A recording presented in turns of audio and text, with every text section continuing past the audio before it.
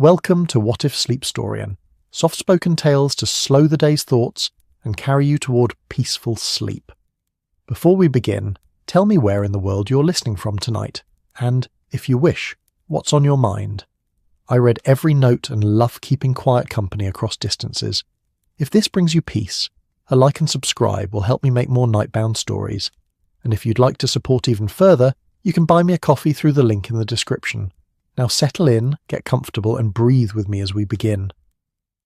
The fog arrived that November evening, as it always did in London, uninvited, unapologetic, wrapping itself around gas lamps like a grey shawl seeking warmth. It pressed against the windows of 221B Baker Street with the persistence of a neighbour who knows your home, muffling the clatter of hansom cabs below and turning the city into something softer, slower, as if the entire metropolis had agreed to speak in whispers. Inside, the fire in the hearth crackled with a rhythm that seemed almost conversational, each pop and hiss commenting on the cold, creeping through the floorboards. The scent of burning coal mingled with the ghost of Mrs. Hudson's afternoon tea, bergamot and something sweeter, perhaps honey, and underneath it all the faint mustiness of old books and older newspapers stacked in corners like forgotten guests. Sherlock Holmes sat in his armchair, one long leg crossed over the other, his fingers steepled beneath his chin in that particular arrangement that Watson had come to recognise as either deep contemplation or profound boredom. The detective's grey eyes, sharp as cut glass even in the amber firelight, traced patterns in the ceiling plaster, as if reading something written there in a language only he understood. He had been like this for nearly an hour, motionless, silent, breathing so slowly that Watson had glanced over twice to confirm he was still awake. The evening stretched between them like a cat, lazy and content, punctuated only by the ticking of the mantelpiece clock and the occasional settling of coals in the grate.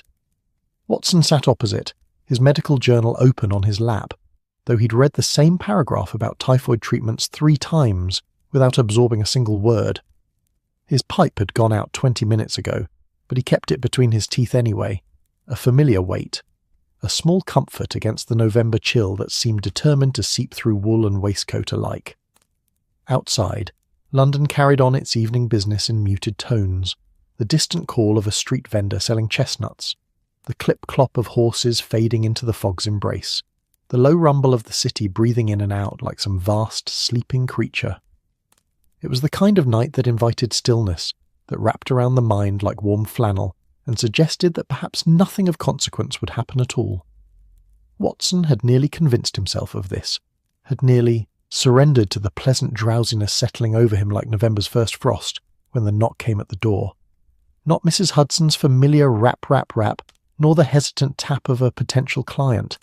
This knock carried authority, a sharp double strike that made the door itself seem to stand straighter. Holmes's eyes flickered toward the sound and something shifted in his expression. Not quite interest, not quite amusement, but something that lived in the space between the two. He unfolded himself from the chair with the languid grace of a man who'd been waiting for precisely this interruption, as if he'd heard it coming through the fog long before it reached their door. "A government messenger," Holmes murmured, already moving toward the hallway. "Foreign Office, if the cadence is any indication. They train them to knock with purpose, as if urgency can be transmitted through oak and brass." Watson set his journal aside, his military instincts stirring beneath the comfortable lethargy of the evening. The Foreign Office didn't send messengers to Baker Street for trivial matters. They sent carefully worded letters delivered during reasonable hours, or if circumstances demanded, they summoned Holmes to them. A messenger at this hour, through fog thick enough to lose one's sense of direction 3 steps from one's own door, suggested something that couldn't wait for morning's light or propriety's schedule. The young man who entered had the look of someone who'd been walking through London's November for longer than strictly comfortable. His uniform coat dark with moisture, his cheeks ruddy with cold, his breath forming small clouds in the warmer air of the sitting room. He carried himself with the rigid bearing of those employed by Her Majesty's government, but his eyes held a flicker of relief at finding himself somewhere warm and dry. He clutched a leather document case against his chest like a shield, as if it contained something more precious than paper and ink. "Mr. Sherlock Holmes?" he asked, though his tone suggested he already knew the answer. Everyone who came to this door knew who they'd find on the other side. Holmes nodded once, a gesture that managed to be both welcoming and impatient. And you've come from Whitehall, through considerable fog and no small inconvenience, bearing something that couldn't wait until morning. Do come in properly. Mrs. Hudson will never forgive me if you drip on her good carpet." The messenger stepped fully into the room, producing an envelope from the document case with hands that trembled slightly, whether from cold or the weight of his errand. Watson couldn't quite determine. The envelope itself was cream-coloured, heavy paper of the sort that announced its importance before a single word was read, sealed with red wax that bore the unmistakable impression of the Foreign Office.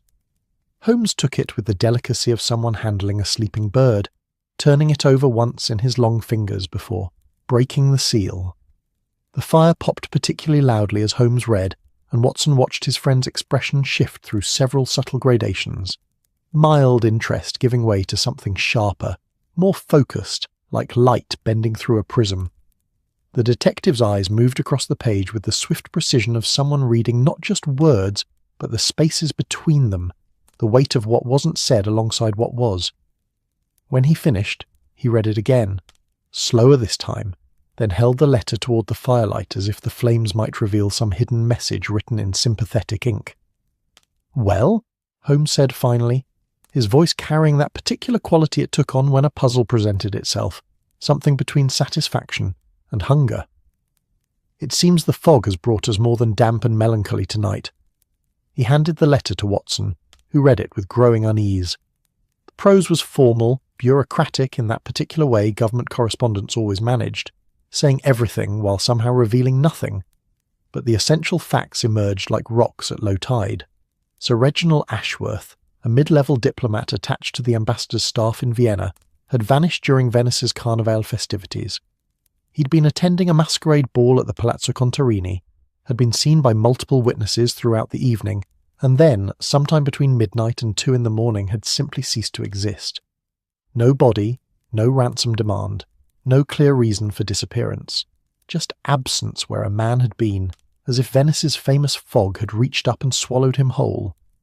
"The timing troubles them," Holmes said, accepting the letter back and folding it with careful precision.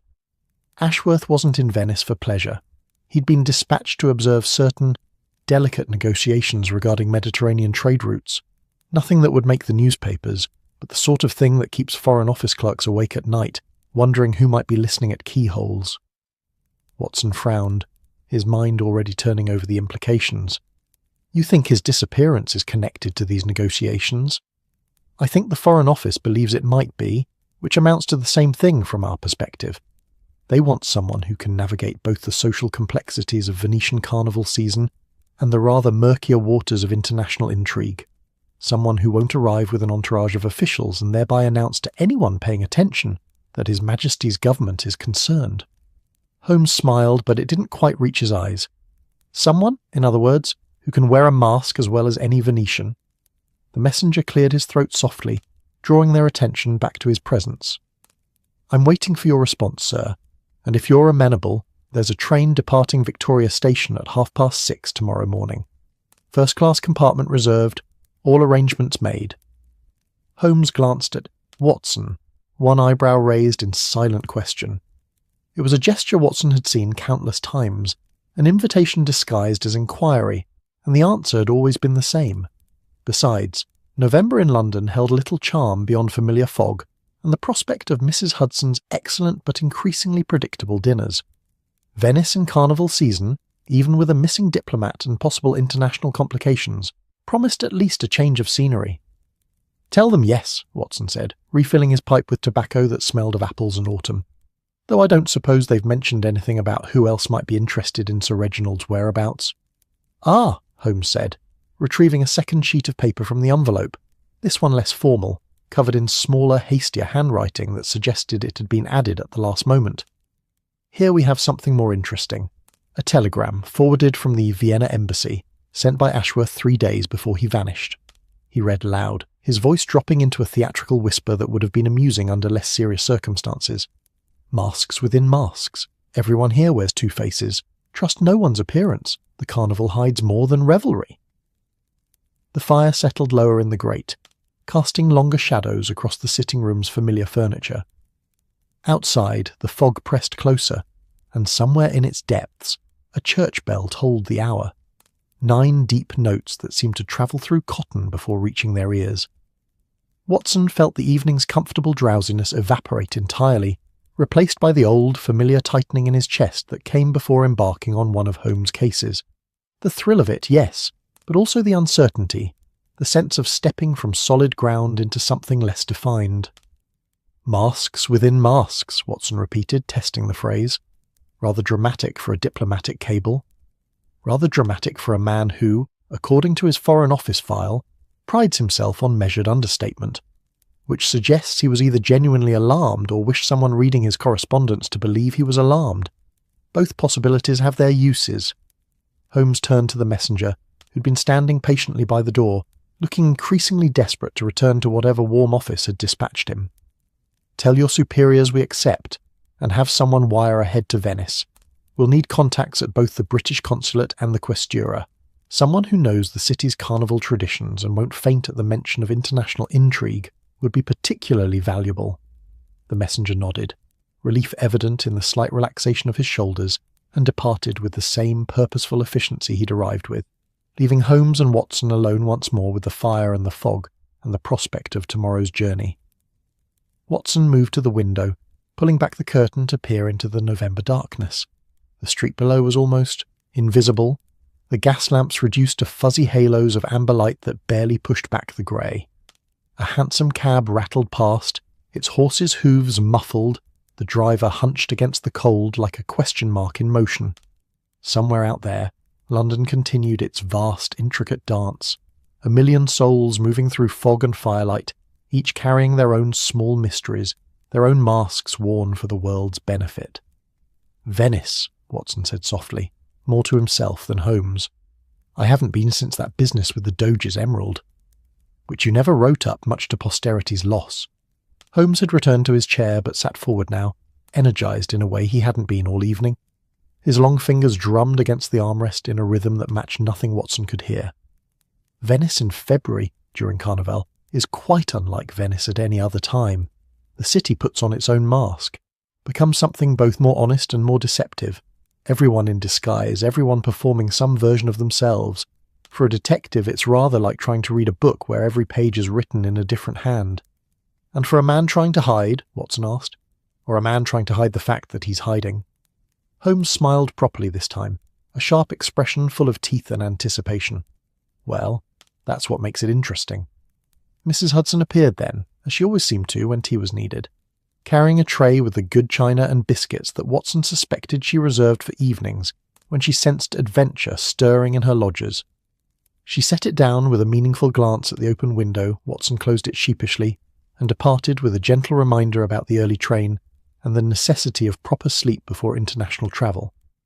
They drank their tea in companionable silence, the sweetness of honey on Watson's tongue mixing with pipe smoke and the lingering scent of fog that seemed to have taken up permanent residence in the sitting room's corners. Holmes produced a worn atlas from the bookshelf and spread it across the table, his finger tracing the route they'd take: London to Dover, across the Channel, through France and over the Alps, descending at last into the Venetian lagoon, where canals replaced streets and masks replaced faces. "Tell me," Watson said as the clock struck 10 and the fire burned lower, "what do you suppose Sir Reginald Ashworth found in Venice that frightened him enough to send such a cryptic warning?" Holmes closed the atlas and steepled his fingers once more, his grey eyes reflecting firelight like chips of amber. "I suppose," he said slowly, "that we shall have to go and ask the masks themselves." The train journey from London to Venice possessed a particular quality of dreamlike progression, as if they were travelling not merely across geography, but through layers of the world itself. The grey, fog-wrapped morning at Victoria Station gave way to the frost-touched countryside of Kent, where bare trees stood like sketches against pale winter sky. Then Dover's white cliffs, gleaming even under February's muted light, and the Channel crossing. Watson stood at the rail, tasting salt on his lips, watching England recede into mist while Holmes remained in their cabin, consulting maps and the thin file the Foreign Office had provided on Sir Reginald Ashworth's last known movements. France passed outside their window in shades of brown and silver, fields lying fallow under winter's governance, villages clustered around church spires like children gathering near a fire. The train's rhythm became a kind of meditation, the steady clack, clack, clack of wheels on rails lulling Watson into a state somewhere between waking and sleep. Holmes dozed occasionally, or appeared to, though Watson suspected his friend's mind never truly rested, merely shifted into some lower gear, processing and cataloguing even in apparent repose. They changed trains in Paris, barely glimpsing the city beyond the station's iron and glass cathedral ceiling, and again in Milan, where Holmes purchased a newspaper and read it with the intensity of someone decoding scripture. 3 other diplomats have made inquiries about Venice's carnival season in the past month, he murmured, folding the paper with precision. All from different nations, all ostensibly for pleasure. One wonders what sort of pleasure requires such coordinated timing. The Alps rose before them like a wall built by gods who'd tired of humanity's wandering. Snow-peaked, magnificent, indifferent to the small iron snake winding through their valleys. The air grew thinner, colder, even inside the heated compartment. Watson watched sunlight strike the mountains and transform them into something almost unbearable to look at directly.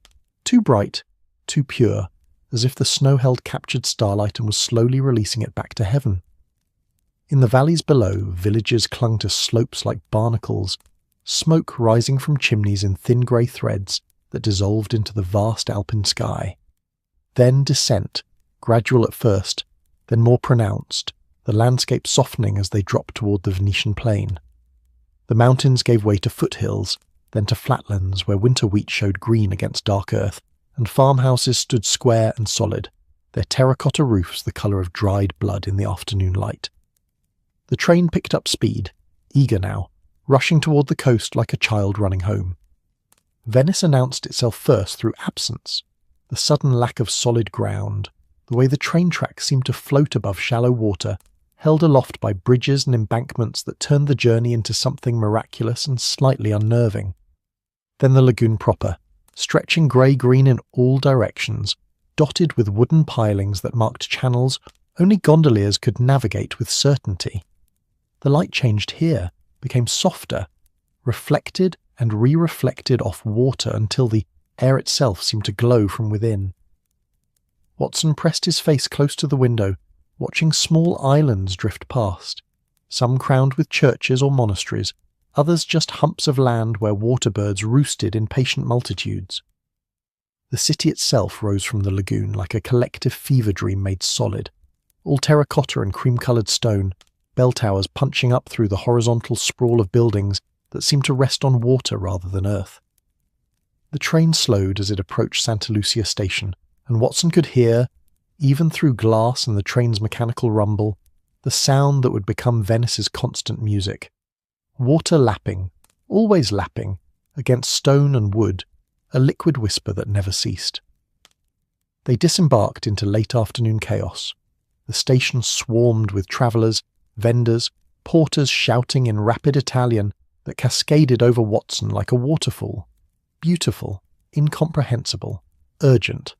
Holmes navigated through it with the confidence of a man who'd studied maps thoroughly enough to walk streets he'd never seen, pausing only to engage a porter whose weathered face suggested decades of hauling wealthy tourist luggage through impossible Venetian geography. And then they were outside, standing at the top of steps that descended directly into water, where gondolas clustered like sleek black beetles, their ferro prows gleaming in the slanted winter sunlight. The smell hit Watson immediately, salt and seaweed. Yes, but also something older, richer, a scent of stone that had been soaking in seawater for 1,000 years, of canals that never quite flushed themselves clean, of fish markets and incense from nearby churches, of coffee and grilled polenta drifting from cafes whose outdoor tables stood empty in February's chill. "We go to San Marco? Ignore?" The gondolier who'd claimed their luggage spoke English with a thick accent that turned vowels into something rounder, softer. He was perhaps 50, his face creased by weather and water-reflected light, his hands rope-scarred from years of working the oar. His gondola rocked gently in its mooring, black paint so deep it seemed to absorb light rather than reflect it, the cabin in its centre upholstered in worn red velvet that had seen better decades. Holmes nodded, producing coins that made the gondolier's weathered face crack into a genuine smile, and they stepped down into the boat with the careful balance required of those unaccustomed to surfaces that moved beneath them. Watson settled onto the velvet seat, feeling the gondola dip and sway, finding its equilibrium with their added weight. The porter handed down their luggage with practiced efficiency, and then the gondolier pushed off, his single oar dipping into green water with barely a splash. Venice unfolded around them like a book written in architecture and water. The Grand Canal swept in a great backwards S through the city's heart, lined with palazzos that ranged from magnificent to merely beautiful, their facades painted in shades of pink and gold and coral, their windows tall and narrow and darkly gleaming. Balconies overhung the water, some blooming with winter-hardy plants, others bare except for iron railings, worked into patterns of flowers and geometric designs. Laundry hung from lines strung between buildings, white shirts and coloured shawls flapping in the breeze like prayer flags, as if even the mundane necessity of clean clothes became art in this city. The gondola glided with a silence that felt almost sacred, the gondolier's oar barely disturbing the water's surface. Other boats passed them, delivery barges piled with vegetables and crates of wine, water buses ferrying locals who barely glanced at the canal's beauty, smaller sandalos sculpted by men in dark coats who moved with the unconscious grace of those born to water rather than land. Bridges arched overhead, some grand and stone, others small and wooden, connecting the city's scattered pieces into a coherent whole that defied all normal logic of urban planning. "The Carnival, it begins tonight," the gondolier said, his voice carrying easily over the water's whisper. "You come for the masks, yes? Everyone comes for the masks. Venice, she puts on her beautiful face, and the world comes to see." Holmes leaned forward slightly, his grey eyes reflecting the canal's green-gold light. "Have you worked during many carnivals?" "Ah, ignore. 40 years I work these waters. Every carnival since I was a boy. My father works before me. My grandfather before him. We know Venice. We gondoliers. We see everything. The parties, the secrets, the morning after when everyone removes their masks and remembers who they truly are." He smiled, showing teeth gaps that somehow added character rather than diminishment. "You look for something in particular? Someone, perhaps?" Watson saw Holmes's expression sharpen slightly, interest kindling behind studied casualness. "A British gentleman, Sir Reginald Ashworth. He came here 2 weeks ago and might have hired a gondola to Palazzo Contarini." The gondolier's oar paused mid-stroke just for a heartbeat, before continuing its steady rhythm. "I know nothing of British gentlemen, ignore, but Palazzo Contarini—" He made a sound that might have been disapproval or might have been something else entirely. "The Contessa, she throws the grandest ball each carnival. Everyone who is anyone, they receive an invitation. Many masks, much mystery, much wine. What happens there?" He shrugged eloquently. "Venice, she keeps her secrets, especially during the carnival." They passed under the Rialto Bridge, its white stone arching high above them, lined with shops whose shuttered windows would open tomorrow to sell gold and glass and leather goods to tourists who'd pay triple what locals paid. The canal narrowed here, palazzos pressing closer on either side, and Watson could see into ground-floor windows, glimpses of kitchens where women stirred, pots that steamed windows foggy, of workshops where men bent over workbenches, creating the masks and costumes that would transform Venice into a city of beautiful strangers. The light was failing now, that particular quality of winter afternoon giving way to early evening. Gas lamps began to glow along the canal's edges, their light warm and golden, dancing on water that grew darker by the minute. Somewhere nearby, church bells began to ring, not the urgent clamour of alarm, but the measured melodious calling of faithful to vespers, each church adding its voice until the air seemed woven from bronze and devotion. Their lodging stood 3 buildings from the Piazza San Marco, a tall, narrow house painted the colour of sunrise, with window boxes that would bloom with flowers in warmer months, but now held only bare earth and the skeletal remains of last year's geraniums. The gondolier helped them unload their luggage onto a small stone quay, accepting his payment with a nod that contained both respect and something that might have been warning. "Be careful during Carnival, signori," he said, pushing off again, his gondola turning with liquid grace. "In Venice, everyone wears masks, but some, they wear them better than others. Some, they forget to take them off when the Carnival ends." His voice faded as the gondola glided away, swallowed by shadow and the gathering dusk. The house's proprietor was a widow named Signora Rossellini, whose English was competent if heavily accented, and whose eyes held the knowing quality of one who'd rented rooms to foreigners long enough to predict their needs before they voiced them.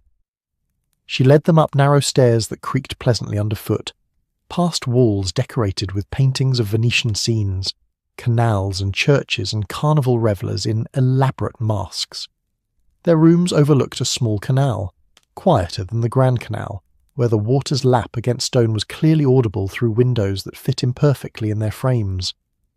"Dinner? I bring at 8, Signora Rossellini announced, already retreating down the stairs. "Good Venetian food, risotto with squid ink, grilled fish and polenta. You rest now, yes.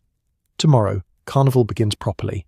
Tonight, just the preparations, the anticipation." She paused at the landing, one hand on the rail. "You are here for Carnival, yes? Not—" She seemed to search for words. "Not for other business?" Holmes smiled his most disarming smile, the one that convinced people he was harmless and slightly foolish. "Merely tourism, Signora, though if you've heard anything interesting about Palazzo Contarini's annual masquerade, we'd be most grateful for your insights." Her expression shifted, not quite closing, but becoming more careful, more guarded. "The Contessa throws beautiful parties, very exclusive. I hear nothing more." She descended the stairs with finality, her footsteps fading into the house's lower depths. Watson moved to the window, pushing it open despite the chill, wanting to feel Venice's air on his face, to breathe the city directly rather than through glass.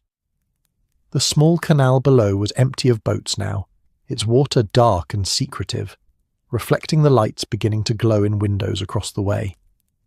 From somewhere distant came music, a mandolin playing something sweet and melancholy, notes that seemed to float on the air like visible things, like small birds of sound seeking somewhere to nest. "She knows something," Holmes said quietly, unpacking his few belongings with mechanical efficiency.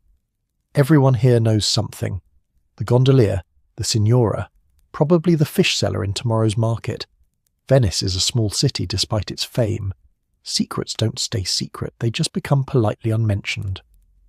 Watson breathed in deeply, tasting salt and stone, coffee and canal water, the peculiar mixture that was Venice's signature scent. Somewhere in this city of water and masks, Sir Reginald Ashworth had vanished, swallowed by Carnival's beautiful chaos or by something more sinister hiding beneath Carnival's bright surface. The Foreign Office's carefully formal letter had suggested diplomatic complications, delicate negotiations, the sort of international intrigue that ended careers or started wars depending on how it was handled. But standing here, watching lights kindle in windows across the dark water, hearing the distant mandolin and the eternal whisper of canal against stone, Watson felt something else, the sense of a city that played by rules older and stranger than London's, a place where appearance and reality had been engaged in their dance for so many centuries that perhaps no one remembered anymore which was which, or whether it mattered. Below, in the darkening street, figures began to appear, men in long coats, women in elaborate shawls, and already, though the carnival hadn't officially begun, some wore masks. Half masks that covered eyes and nose, full-face masks painted white or gold, beaked masks like strange birds.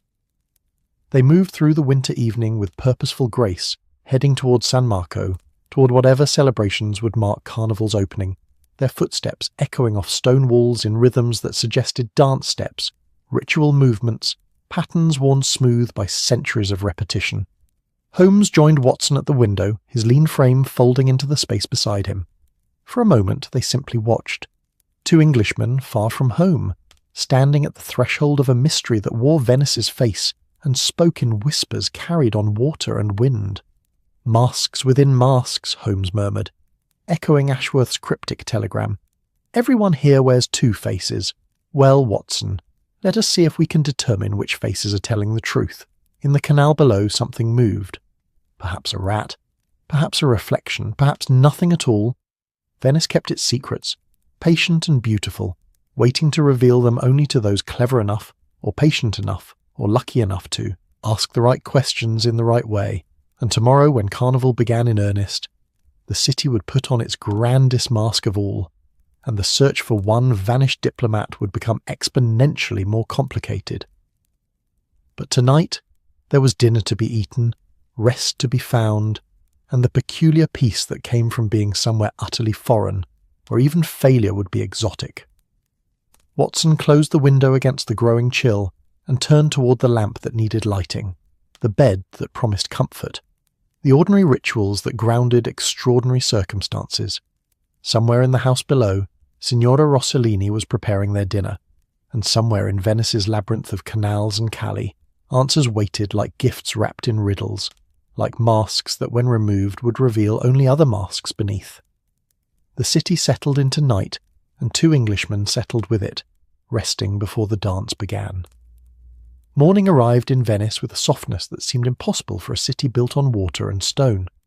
Watson woke to light filtering through curtains that hadn't quite closed properly, casting pale gold stripes across the unfamiliar ceiling. The sounds were different here. No clatter of London's carts, no street vendors calling in Cockney accents, no rumble of omnibuses. Instead, there was water. Always water, lapping against stone with patient persistence, the distant call of gulls, footsteps echoing off narrow streets in rhythms that suggested no particular hurry, and underneath it all, a kind of silence that London never achieved, as if Venice had learned over centuries how to be quiet even while fully awake. He rose and went to the window, pushing it open to let in air that tasted of salt and morning bread baking somewhere nearby. The small canal below had come alive. A delivery boat laden with vegetables moved slowly past, pulled by a young man who sang under his breath, something wordless and minor key that matched the city's mood perfectly. Across the water, shutters were opening, revealing glimpses of domestic life. A woman hanging laundry, an old man drinking coffee while staring at nothing in particular, a cat washing itself on a windowsill with the meticulous attention cats brought to such tasks. Holmes was already awake, seated at the small table by his window with what appeared to be a map of Venice spread before him, annotations in his precise handwriting marking various locations. He dressed in dark grey wool, practical and unremarkable, the sort of clothing that would allow him to move through crowds without drawing particular attention. A cup of coffee sat at his elbow, half empty and probably cold by now. "The Palazzo Contarini sits here," Holmes said without preamble, tapping a spot on the map near the Grand Canal's bend. 4 stories, 15th century construction, with a particularly interesting architectural feature, a courtyard accessible from both the canal entrance and a small calle at the rear, multiple exits, in other words, useful for those who might wish to arrive or depart without being observed from the main approach. Watson joined him at the table, accepting the cup of fresh coffee that appeared as if summoned, Signora Rossellini moving through her house like a benevolent ghost, providing for her guests' needs before they voiced them. The coffee was strong enough to wake the dead, sweetened with sugar that hadn't quite dissolved, leaving gritty residue at the cup's bottom that Watson had learned was simply how Italians took their morning ritual. "The masquerade begins at 9 this evening," Holmes continued, producing an envelope of heavy cream paper from his coat pocket. "This arrived an hour ago, delivered by a servant in Contessa Giuliana's livery. It seems our presence in Venice has been noted and interpreted as interest in her annual event. We're invited, both of us, with a particular note that foreign visitors of distinction are always welcome to witness Venetian Carnival at its finest." Watson took the invitation, examining the elaborate calligraphy that spelled out their names with flourishes that bordered on artistic excess. The paper felt expensive, the sort that announced money even before words were read. "She knows why we're here. She knows that 2 Englishmen arrived yesterday, inquired about her palazzo, and are lodging within sight of San Marco during Carnival season. Whether she knows our specific purpose." Holmes shrugged, a gesture that encompassed multiple possibilities. "We'll discover that tonight. For now, we should familiarize ourselves with the territory. Venice's geography is deliberately confusing, designed over centuries to trap invaders and confound those who don't belong. Knowing the exits becomes rather important when one is searching for someone who vanished." They spent the morning walking, Holmes with his map though he barely consulted it, Watson with his overcoat buttoned against February's bite. Venice revealed itself in layers, the grand facades facing the Grand Canal giving way to narrow calli barely wide enough for 2 people to pass, opening unexpectedly into small campos where churches stood like anchors and neighbourhood life carried on with cheerful disregard for tourists and their cameras.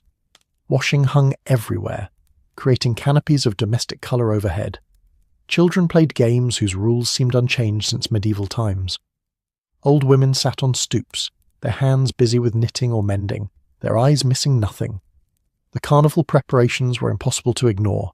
Shops displayed masks in their windows, some simple, just white ceramic covering eyes and nose, others elaborate fantasies of feathers and gold leaf and jewels that caught light like captured fire. Costume rental establishments spilled silks and velvets onto the street, proprietors calling out prices and promises of transformation. Street performers were already working, musicians with mandolins and accordions, acrobats practicing flips in small squares, living statues painted silver or gold who stood motionless until coins clinked into their cups. They found Palazzo Contarini just before noon, approaching from the Grand Canal side where gondolas clustered near a private quay. The palazzo rose 4 stories of pale pink stone, its windows tall and Gothic arched, its water-level entrance marked by striped mooring poles painted in colours Watson assumed meant something to those who knew Venetian heraldry. The building wore its age gracefully. Centuries of weather had softened its edges, and the stone had mellowed into something that seemed almost organic, as if the palazzo had grown from the lagoon floor rather than been built upon it. A servant was supervising the delivery of what appeared to be hundreds of candles, directing workmen with the harried air of someone operating on a strict timetable. Holmes approached with his most affable expression, producing coins that seemed to magically facilitate conversation. "The Contessa's masquerade. It is the event of Carnival," the servant said, his English careful and formal. 200 guests, maybe more. Masks required, costumes encouraged, music, dancing, champagne from France, delicacies prepared by the finest cook in Venice. He gestured toward the palazzo with proprietary pride. "You have an invitation, yes?" "The Contessa. She is very particular about her guest list. Only the most interesting people receive an invitation." "We're most honoured," Holmes assured him. "Tell me, does the Contessa host such grand events throughout the year, or only during Carnival?" The servant's expression shifted slightly, becoming more guarded. "The Contessa, she's a widow these 5 years. Her husband, Count Contarini, died in unfortunate circumstances. A falling accident from the palazzo's upper floor. Very tragic. Since then, she has lived quietly mostly. Only during Carnival does she open the palazzo for society. Her one indulgence, she says. Her one memory of happier times." Watson saw Holmes file this information away, that slight narrowing of eyes that suggested pieces of a puzzle clicking into alignment. A widow hosting elaborate parties during the season of masks and anonymity. A diplomat vanishing from one such party. The potential connections were obvious enough to be suspicious, which meant they were probably distractions from whatever was actually occurring. They walked the perimeter of the palazzo, noting the rear entrance Holmes had mentioned, a narrow door opening onto a calle barely wider than a man's shoulders, the sort of place where someone could come and go unnoticed if they knew the palazzo's layout. Water stairs descended into a small side canal, green with algae and shadow, where a private gondola was moored. Multiple exits, Watson observed, and during a masquerade where everyone's identity is concealed, multiple opportunities for confusion. If someone wanted to make a person disappear, or wanted to make it appear that a person had disappeared while actually moving them elsewhere, or replacing them with someone in identical costume, or any of a dozen variations on misdirection. Holmes tapped his walking stick against the cobblestones, the sound sharp in the narrow col. The telegram mentioned masks within masks. Perhaps Sir Reginald had begun to understand just how complex the deception could become. They returned to their lodgings for lunch. Signora Rossellini provided seafood risotto that tasted of the lagoon itself, bread that was still warm from the oven, and wine that was rough but honest. The afternoon they spent preparing for the evening's event, which for Holmes meant reviewing his notes, and for Watson meant attempting to anticipate what manner of trouble they might encounter at a Venetian masquerade. The costumes and masks arrived at 5 o'clock, delivered by the same establishment Holmes had noticed that morning. For Watson, a traditional borta, the white mask that covered the upper face and allowed eating and drinking, paired with a black tricorn hat and a dark tabaro cloak. For Holmes, something slightly more elaborate, a volto mask that covered his entire face in white ceramic, emotionless and strangely unsettling in its blank perfection, with a dark silk costume that made him look like a particularly elegant shadow. Watson studied himself in the small mirror above his washstand, barely recognizing the figure that stared back, The mask transformed him, rendered him anonymous, just another carnival reveller among thousands. It was unsettling and oddly liberating in equal measure, the sense that one could become anyone, do anything, freed from the weight of one's known identity. "Remember," Holmes said, his voice slightly muffled behind his own mask, "tonight we observe first, act second." Sir Reginald vanished in plain sight, surrounded by witnesses who all reported seeing him at different times, in different locations. Either he was genuinely in multiple places, which suggests doubles or confederates, or the witnesses were mistaken, which suggests deliberate confusion. Either way, someone orchestrated this disappearance with considerable skill. They departed as dusk settled over Venice, the sky that particular shade of purple-blue that preceded night, stars beginning to emerge like shy guests at a party. The streets were alive now, costumed figures moving toward a San Marco and beyond, toward the various palazzos hosting events, the city transforming into something out of legend or dream. Musicians played on nearly every corner. Wine flowed from impromptu street parties. Laughter echoed off stone walls that had heard laughter in exactly this manner for 500 years of carnivals.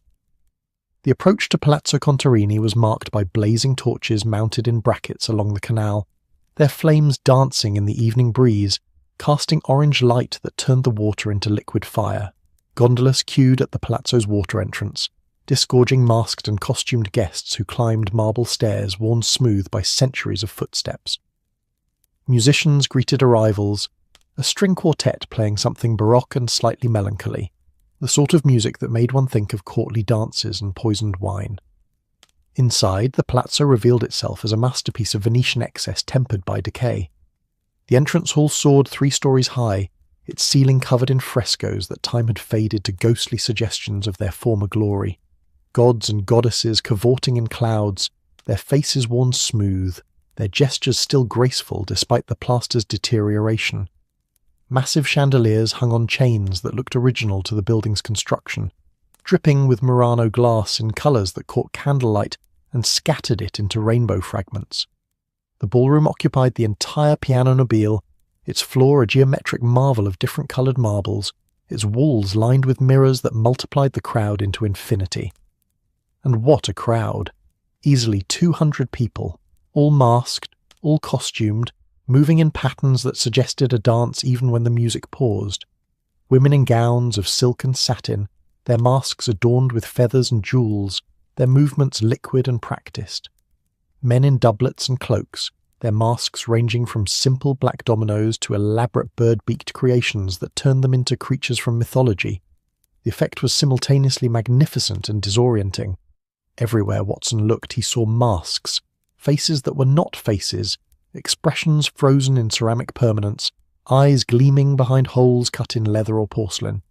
The mirrors made it worse, reflecting and re-reflecting until he couldn't be certain which figures were real and which were merely reflections, which people he'd seen once and which he'd seen a dozen times from different angles.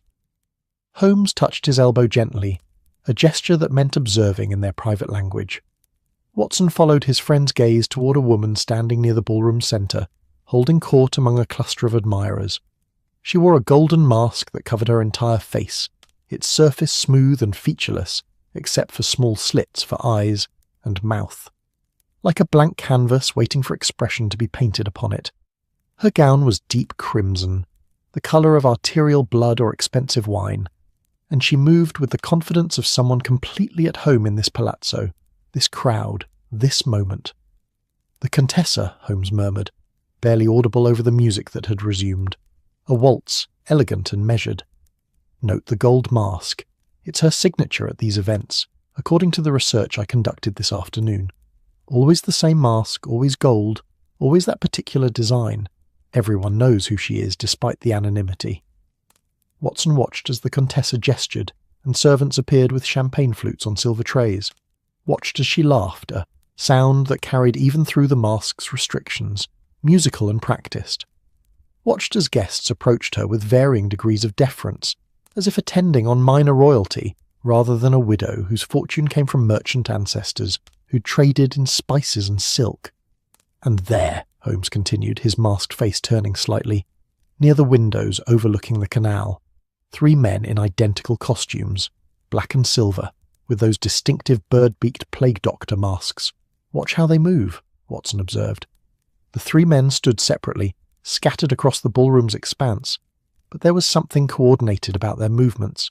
When one shifted position, the others adjusted correspondingly, maintaining what appeared to be deliberate spacing. They weren't conversing with other guests, just watching, their beaked masks turning slowly like weather vanes, testing wind direction. "Surveillance," Watson said quietly. "Or guards. Or actors playing a part. Remember, appearances here mean nothing. Or rather, they mean exactly what someone wants them to mean, which amounts to the same thing." Holmes accepted champagne from a passing servant, though Watson doubted he'd actually drink it. "Let's circulate. Listen more than speak. Watch who interacts with whom, who avoids whom, which masks appear in multiple places simultaneously." They separated, drifting into the crowd like fish released into a vast aquarium. Watson found himself near a group discussing the carnival's various events: boat races on the Grand Canal, costume competitions in San Marco, private parties in palazzos even grander than this one. The speakers were Italian, French, German, their languages mixing in his ears like the music that swelled and faded as the orchestra worked through its repertoire. Everyone was pleasant, superficial, revealing nothing of substance beneath their masks and their carefully constructed personas. He paused near one of the floor-length windows, looking out over the Grand Canal where gondolas drifted past like dark dreams, their lanterns bobbing gently. The water reflected the palazzo's lights, turning the canal into a mirror of the ballroom, another layer of reflection, of appearance masquerading as reality. "Beautiful, isn't it?" Watson turned to find a figure in a silver mask beside him, a woman, judging by voice and posture, though the costume was elaborate enough to make even gender uncertain in the ballroom's shifting light. Her mask was simpler than most, just silvered leather covering the upper half of her face, but her eyes were remarkable, dark and intelligent and slightly amused. "Quite beautiful," Watson agreed, "though I confess I find it somewhat disorienting. So many masks, so little certainty about who one is actually addressing." She laughed, a sound like water over stones. "But that's the point. Ignore. During Carnival, we're freed from the burden of being ourselves. We can be whoever we choose, or whoever others imagine us to be. It's Venice's greatest gift and its greatest curse." She gestured toward the crowded ballroom. "Tell me, are you here for pleasure or business?" The question was casual, but Watson heard the weight beneath it, the sense that his answer mattered more than mere polite conversation would warrant. "Pleasure, primarily, though I confess an interest in the palazzo's history. I understand Contessa's late husband met with an unfortunate accident." The woman's posture shifted slightly and became more guarded. "You've heard the gossip, then?" "Yes, Count Contarini fell from the upper gallery 5 years ago during Carnival season. Some said there was an accident. Some said—" She paused delicately. "Well?" The Questura ruled it accidental, and the Contessa grieved appropriately, and life continued as it always does in Venice, by flowing around obstacles rather than confronting them directly. Before Watson could respond, the orchestra crescendoed dramatically, and the Contessa herself appeared at the ballroom's centre, her golden mask catching light from a dozen chandeliers. She raised her hands for silence, and the crowd obeyed with the practised ease of those accustomed to theatrical gestures. "Welcome, friends, to the Carnival of Masks," she said, her voice carrying easily across the now quiet space. "Tonight, we celebrate mystery, beauty, and the delicious uncertainty of not knowing who stands beside us. Dance, drink, enjoy, but remember, in Venice, appearances are never quite what they seem. Sometimes the most honest mask is the one that admits it's hiding something." The crowd applauded, the orchestra resumed, and Watson found that the woman in the silver mask had vanished as silently as she'd appeared, leaving him alone by the window, with more questions than answers, and the growing certainty that this masquerade concealed layers of deception he was only beginning to perceive. Across the ballroom, Holmes's white Volto mask turned in his direction, and even without seeing his friend's face, Watson understood the message. "Watch carefully, the performance has begun."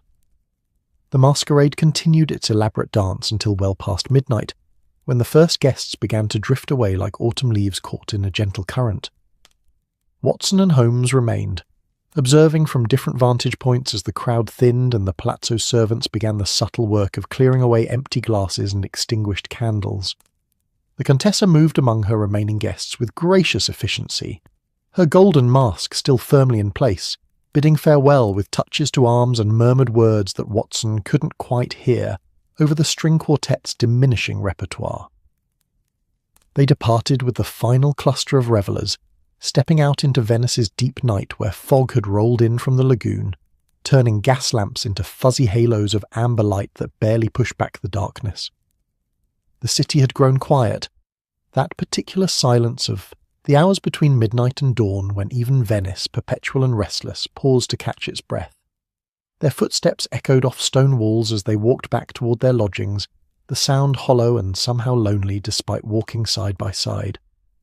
Holmes didn't speak until they'd reached their rooms and removed their masks, setting them on the table like shed skins that had served their purpose. His face bore that expression Watson had learned to recognize, intense concentration mixed with frustration, the look of a man assembling a puzzle with pieces that didn't quite fit despite appearing correct. 3 hours, Holmes said, pacing to the window and back, his movements restless and precise. 3 hours observing, cataloguing, noting patterns and breaks in patterns, and I'm no closer to understanding how Sir Reginald Ashworth vanished from that ballroom than I was this morning. He stopped, staring at nothing in particular, which suggests either remarkable sophistication in the deception or remarkable simplicity that I'm overcomplicating through analysis. Watson poured them both wine from the bottle Signora Rossellini had left, something local and red that tasted of cherries and earth. The 3 men in plague doctor masks, he said, handing Holmes a glass. They maintained consistent spacing throughout the evening, rotating positions but always keeping the ballroom under observation. Guards, perhaps, or coordinators ensuring some plan proceeded according to schedule, or actors hired to create the appearance of coordination to draw attention away from whatever was actually occurring. Holmes took the wine but didn't drink, instead holding it up to the lamplight as if the liquid might reveal secrets in its depths. Everything tonight felt staged, not naturally, but deliberately staged to appear natural. Contessa's performance was flawless, which itself becomes suspicious. Genuine hosts betray small anxieties, minor imperfections. She betrayed nothing except complete control. Watson settled into his chair, feeling the evening's tension seeping from his shoulders. The woman in the silver mask spoke of the Count's death. Some called it an accident, some suggested. He paused, recalling her careful delicacy. She didn't finish the thought, but the implication was clear enough. Suicide or murder, either possibility casts interesting light on the Contessa's current activities. Holmes finally sipped his wine, grimacing slightly at its roughness. A husband dies under questionable circumstances during the Carnival season. 5 years later, she hosts elaborate masquerades where diplomats vanish. The pattern suggests either remarkable coincidence or deliberate repetition, a method that worked once being employed again. They sat in silence for a moment, the room filled with nothing but the distant sound of water and the occasional creak of old wood settling. Through the window, Venice's darkness was absolute. No moon visible through. The fog. No stars, just the occasional glimmer of a distant lamp bleeding weakly through the mist. Tomorrow, Holmes said finally, we will investigate the mask maker. The Contessa mentioned during her speech that appearances hide truth. If Sir Reginald's disappearance involved substitution, someone dressed identically wearing an identical mask, then whoever created those masks becomes crucial. Venetian mask makers are artists and craftsmen, but they're also keepers of secrets. They know who orders what, who needs duplicates, who's pretending to be someone they're not. Morning arrived with surprising clarity. The fog had lifted during the night, leaving Venice washed clean and gleaming under the February sun that had actual warmth to it despite the season. Watson woke to church bells calling the faithful to morning mass, their bronze voices layering over each other in harmonies that seemed almost intentional, as if the city's campaniless had rehearsed their conversations over centuries and now performed them with casual mastery.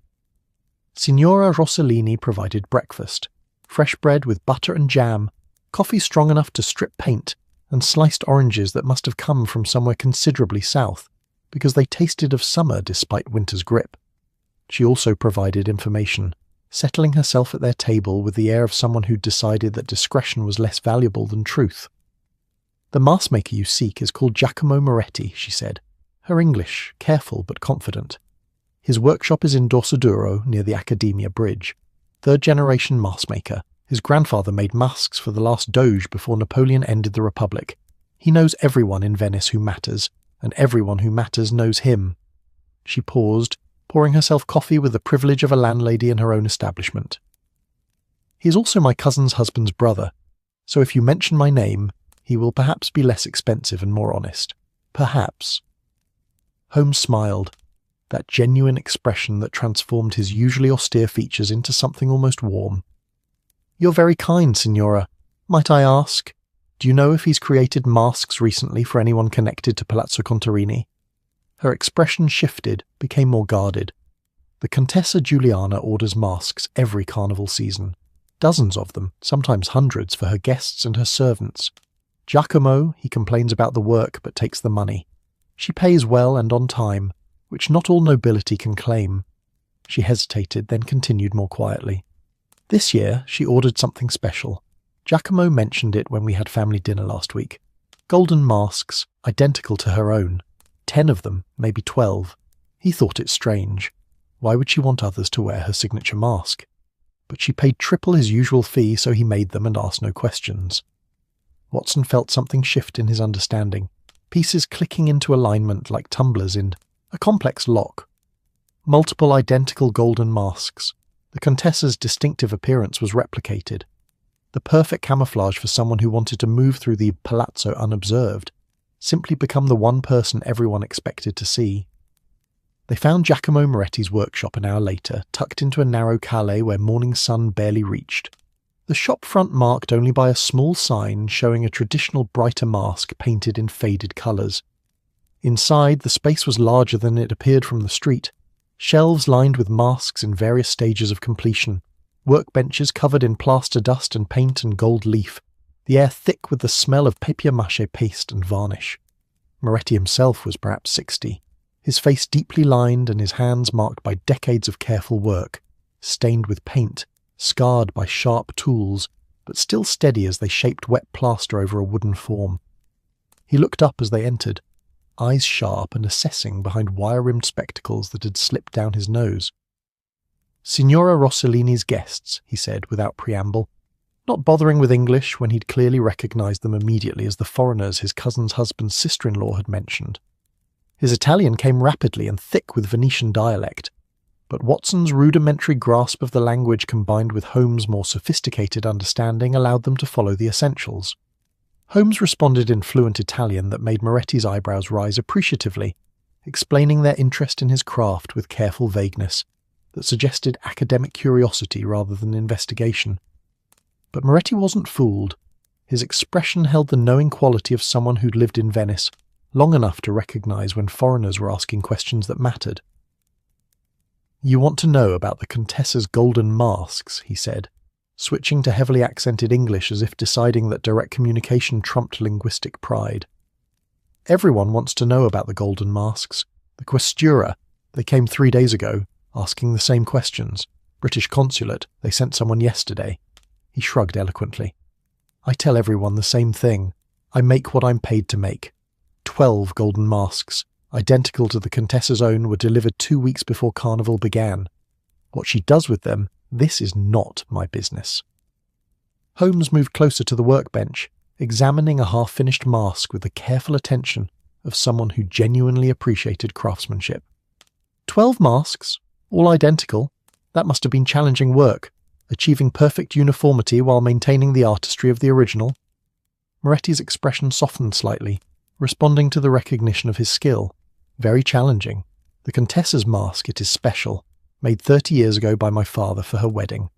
I have the original mould so I could replicate it, but making 12 that are truly identical, he made a gesture indicating extreme difficulty. Each one, I work for days. The curves must match exactly. The eye holes must align perfectly. The gold leaf must be applied in the same pattern. One small difference, and the masks would obviously not be the same. "And did anyone else order similar duplications recently?" Watson asked, earning a sharp glance from Holmes that suggested he'd asked too directly. "Other customers seeking identical copies of existing masks?" The mask maker's wariness returned, his hand stilling on the plaster form. "Why do you ask these questions? You're not police, not diplomats. Signora Rossellini, she says you are tourists, but tourists do not ask about mass duplications and timing." Holmes produced coins, more than the workshop's wares probably cost in a month, and set them on the workbench with careful deliberation. "We're searching for the truth, Signor Moretti. A man has vanished, and we believe his disappearance involves deliberate confusion about identity and appearance. Your masks may hold the key to understanding how this deception was achieved." Moretti stared at the coins, then at Holmes, then at the partially completed mask in his hands as if it might offer advice. Finally he sighed, a sound that carried the weight of moral compromise made in favour of practical necessity. One other order came, 3 weeks ago. A British gentleman, tall, thin, with eyes that noticed everything. He had a mask with him, a simple domino, black leather, the kind anyone could buy from street vendors. But he wanted something specific. He wanted me to make exact copies, 5 of them, and he wanted them quickly. Watson's pulse quickened. Did this gentleman give a name? He called himself Smith, which of course was not his real name. No one is actually named Smith, yes? Moretti set down his work, moving to a cluttered desk where papers and sketches lay in seemingly random arrangement. "But I keep records of all commissions. Here, the order form, with the measurements and specifications." The paper he produced bore neat handwriting describing the mask in technical detail, along with a sketch showing the design from multiple angles. But more importantly, at the bottom in different handwriting was a note. "Delivery to Hotel Danieli, room 307. Attention of R.A." "R.A.," Holmes said softly, and Watson heard the satisfaction in his voice. "Sir Reginald Ashworth. He ordered duplicates of his own mask 3 weeks before he vanished, which means he knew, or suspected, that some sort of substitution or confusion about his identity was being planned, and he was attempting to control or counter it by creating his own set of duplicates." Moretti nodded slowly. "I delivered the masks as requested. The British gentleman, he paid well in cash and asked me to mention the commission to no one. But now, with questions from police and consulates and foreigners in my workshop," he gestured at the coins still sitting on his bench, "a man must eat, and silence becomes expensive when everyone wants to purchase it." They left the workshop with more questions answered, but deeper mysteries emerging. Watson's mind raced as they walked back toward the Grand Canal, Holmes moving with that particular focused energy that came when a case began yielding its secrets reluctantly, piece by careful piece. Sir Reginald knew, Watson said, voicing what they were both thinking. He knew someone planned to use masked identity confusion against him, so he created his own set of duplicates. But to what end? To catch whoever was planning the deception? To have confederates who could act in his place? Or to stage his own disappearance while ensuring multiple witnesses saw him, or someone dressed as him, throughout the evening? Holmes stopped at the canal's edge, watching water traffic flow past with the smooth efficiency of long practice. The telegram mentioned masks within masks. Perhaps he wasn't warning about danger. Perhaps he was explaining his methodology. They hired a gondola to take them to the Hotel Danieli, Venice's grandest accommodation, where the wealthy and powerful stayed when visiting the Republic's successor city-state. The hotel occupied a 14th-century palazzo near San Marco, its Gothic facade elaborate even by Venetian standards, its interior all marble and gold leaf, and the kind of expensive discretion that made wealthy guests feel simultaneously special and anonymous. The concierge was professionally unhelpful until Holmes mentioned both the Foreign Office and the British consulate, at which point his manner shifted from polite obstruction to anxious cooperation. Yes, Sir Reginald Ashworth had stayed at the hotel from January 15th through February 2nd. Yes, he'd occupied room 307, a suite overlooking the canal with all modern conveniences. No, there had been no incidents, no complaints, no unusual activities noted by staff. "Might we see the room?" Holmes asked, with the kind of polite insistence that suggested refusal wasn't actually an option. "I'm certain the Foreign Office would appreciate your cooperation in this somewhat delicate matter." The room, when they reached it after climbing stairs that seemed designed to test the cardiovascular fitness of wealthy tourists, was disappointingly ordinary. Well-appointed, certainly. Expensive furniture, silk curtains, paintings of Venetian scenes that were probably valuable if not actually good, but nothing that suggested diplomatic intrigue or elaborate deception. The maid had cleaned thoroughly after Sir Reginald's departure, leaving no trace of his occupancy beyond the ledger entry downstairs. Holmes moved through the space systematically, examining windows, checking drawers, running his hands along surfaces with the careful attention of someone who believed evidence always remained if one simply looked hard enough. Watson watched from near the door, feeling increasingly pessimistic about finding anything useful in a room that had been cleaned and prepared for new occupants. Then Holmes made a small sound of satisfaction, crouching near the room's ornate writing desk. "Watson, come here." In the small gap between the desk and the wall, wedged so tightly it had survived the maid's cleaning, was a folded piece of paper. Holmes extracted it with careful fingers, smoothing it flat on the desk's leather surface. The paper bore what appeared to be a schedule written in English in neat handwriting. Monday 29th, mass delivery from Moretti. Tuesday 30th, meeting with M at Café Florian. 3 p.m. Wednesday 31st, rehearsal. Thursday 1st, Contessa's masquerade. Maintain multiple sightings. Friday 2nd, departure, if successful. Below this, in what might have been a different hand or the same handwriting quickly, was a single line. "If I've misjudged this, forgive me. Some masks protect more than they conceal." Watson read it twice, then looked at Holmes. He planned it, his own disappearance, the multiple sightings, everything. But why? Because he discovered something during his diplomatic work that required him to vanish convincingly while remaining available to continue investigating? Or because he realized someone planned to make him vanish and decided to control the disappearance on his own terms? Holmes folded the paper carefully, slipping it into his coat pocket. Either way, Sir Reginald Ashworth is somewhere in Venice, deliberately hidden, wearing masks, literal and figurative, to continue whatever work he believes necessary. They descended to the hotel's lobby, where the concierge waited with barely concealed anxiety. Holmes assured him that everything was satisfactory, that the Foreign Office would be pleased with his cooperation, and that discretion about their visit would be most appreciated. The man practically wilted with relief. Outside, Venice had reached that particular quality of afternoon light where sun slanted low across canals, turning water into liquid gold and making the city's already improbable beauty border on the supernatural. Gondolas drifted past, trailing music and laughter. Pedestrians moved with the unhurried grace of those who knew their destination was less important than the journey through streets that had witnessed 500 years of human drama and comedy. Watson and Holmes walked without particular direction, letting the city's geography guide them through campos and over bridges, past churches where incense drifted out through open doors and market stalls where vendors called prices that seemed more suggestions than fixed amounts. "The meeting with M at Café Florian," Watson said, reviewing what they'd learned.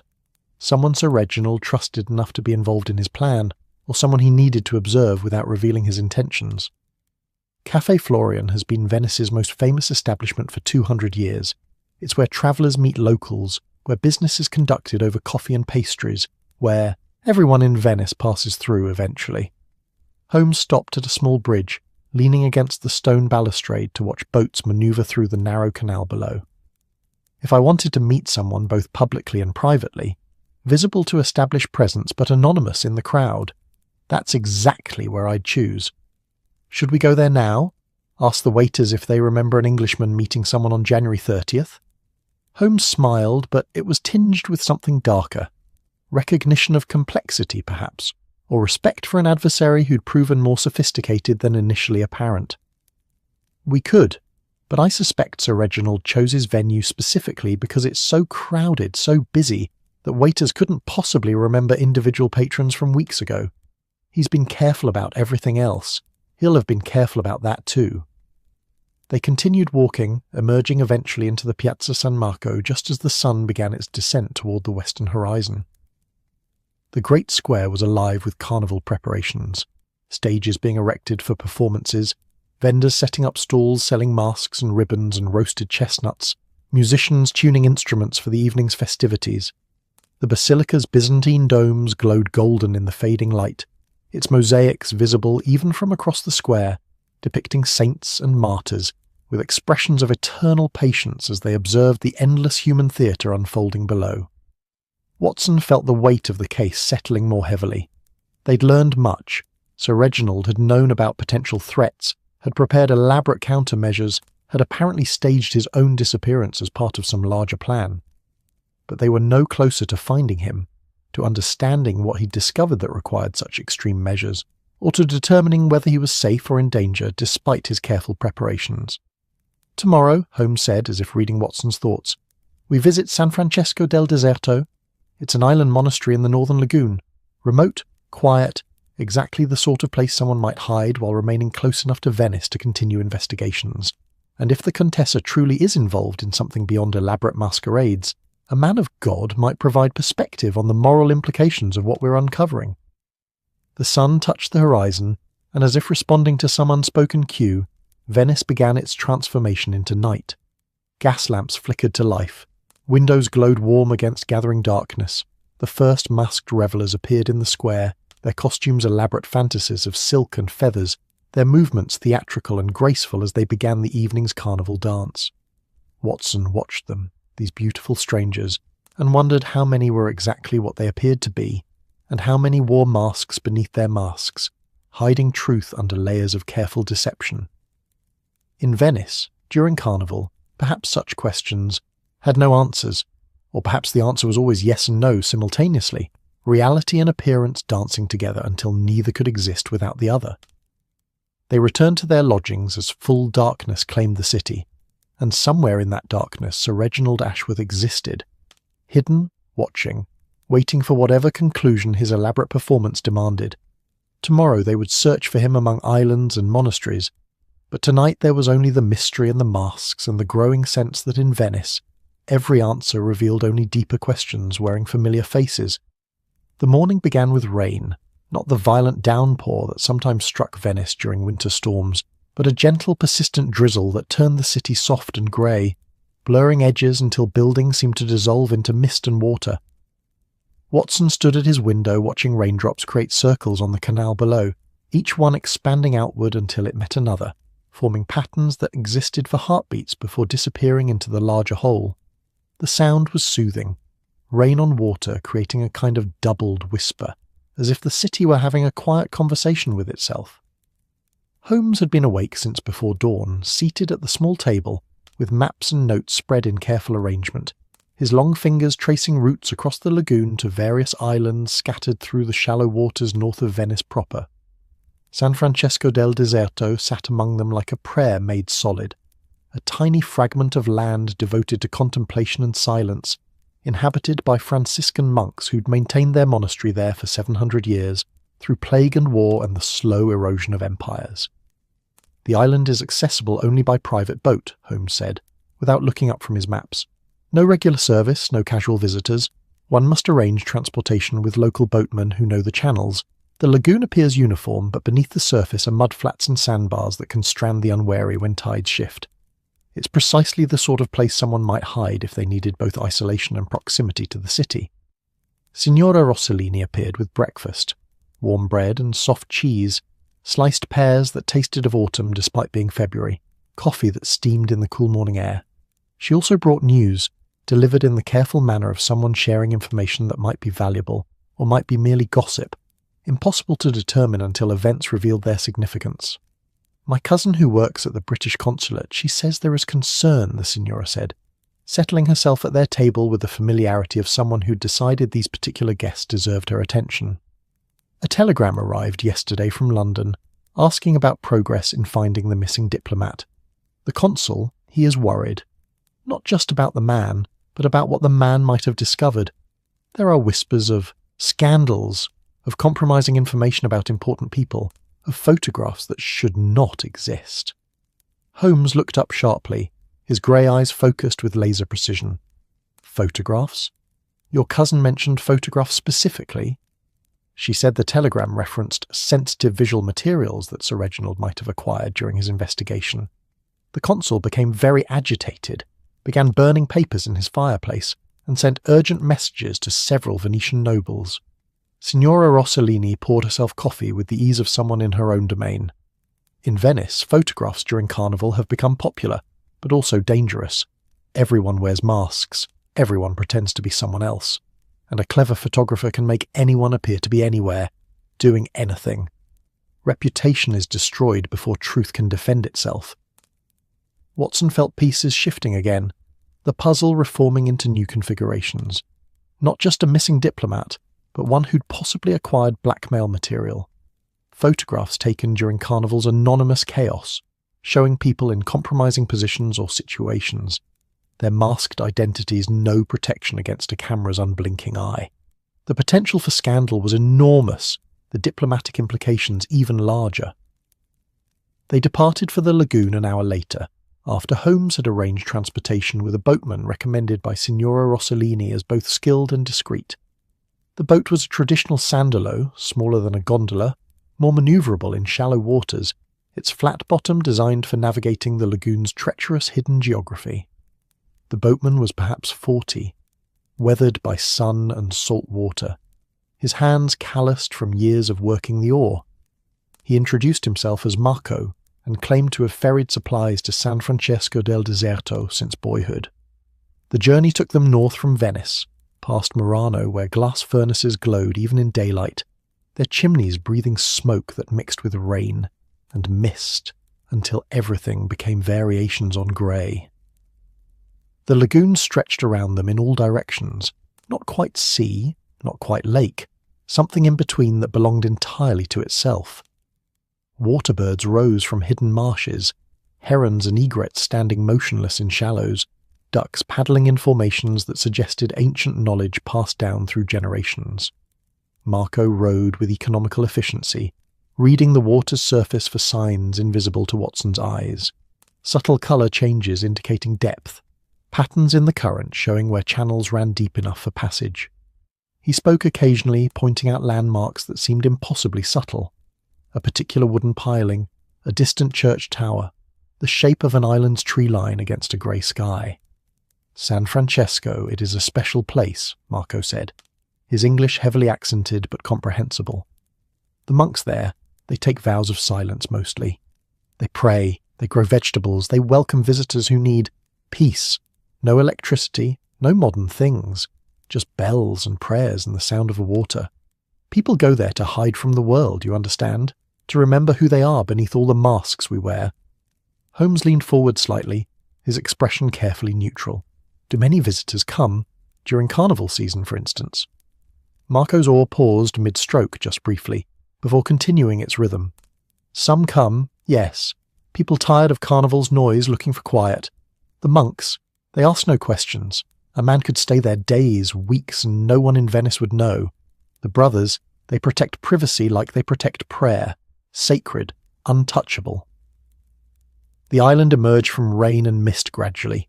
First a darkness on the horizon, then a low shape of land, finally resolving into a small fragment of earth crowned with cypress trees and a modest monastery whose weathered stone suggested centuries of patient endurance. A simple wooden dock extended into the lagoon, and a path lined with stones led upward through gardens that would be green in spring, but now lay dormant under winter's grey governance. A monk waited at the dock as they approached. Whether he'd been expecting them or simply happened to be there was impossible to determine. He was elderly, his face deeply lined but somehow ageless, wearing the traditional brown Franciscan robe cinched with a white cord. He helped secure their boat with hands that moved with practiced grace, then gestured toward the monastery without speaking, the vow of silence apparently in effect even for greeting visitors. They followed him up the path between gardens where sleeping rose bushes waited for spring, and herb beds lay covered with straw against frost. The monastery itself was simple almost to the point of severity. None of Venice's Baroque excess, just clean lines and honest stone, windows that were functional rather than decorative, a bell tower that rose with quiet dignity against the grey sky. The sound of chanting drifted from somewhere inside, male voices blending in harmonies that predated musical notation, carrying Latin phrases worn smooth by centuries of repetition. The monk led them to a small courtyard open to the rain, where a fountain trickled water over stones carved with inscriptions too weathered to read.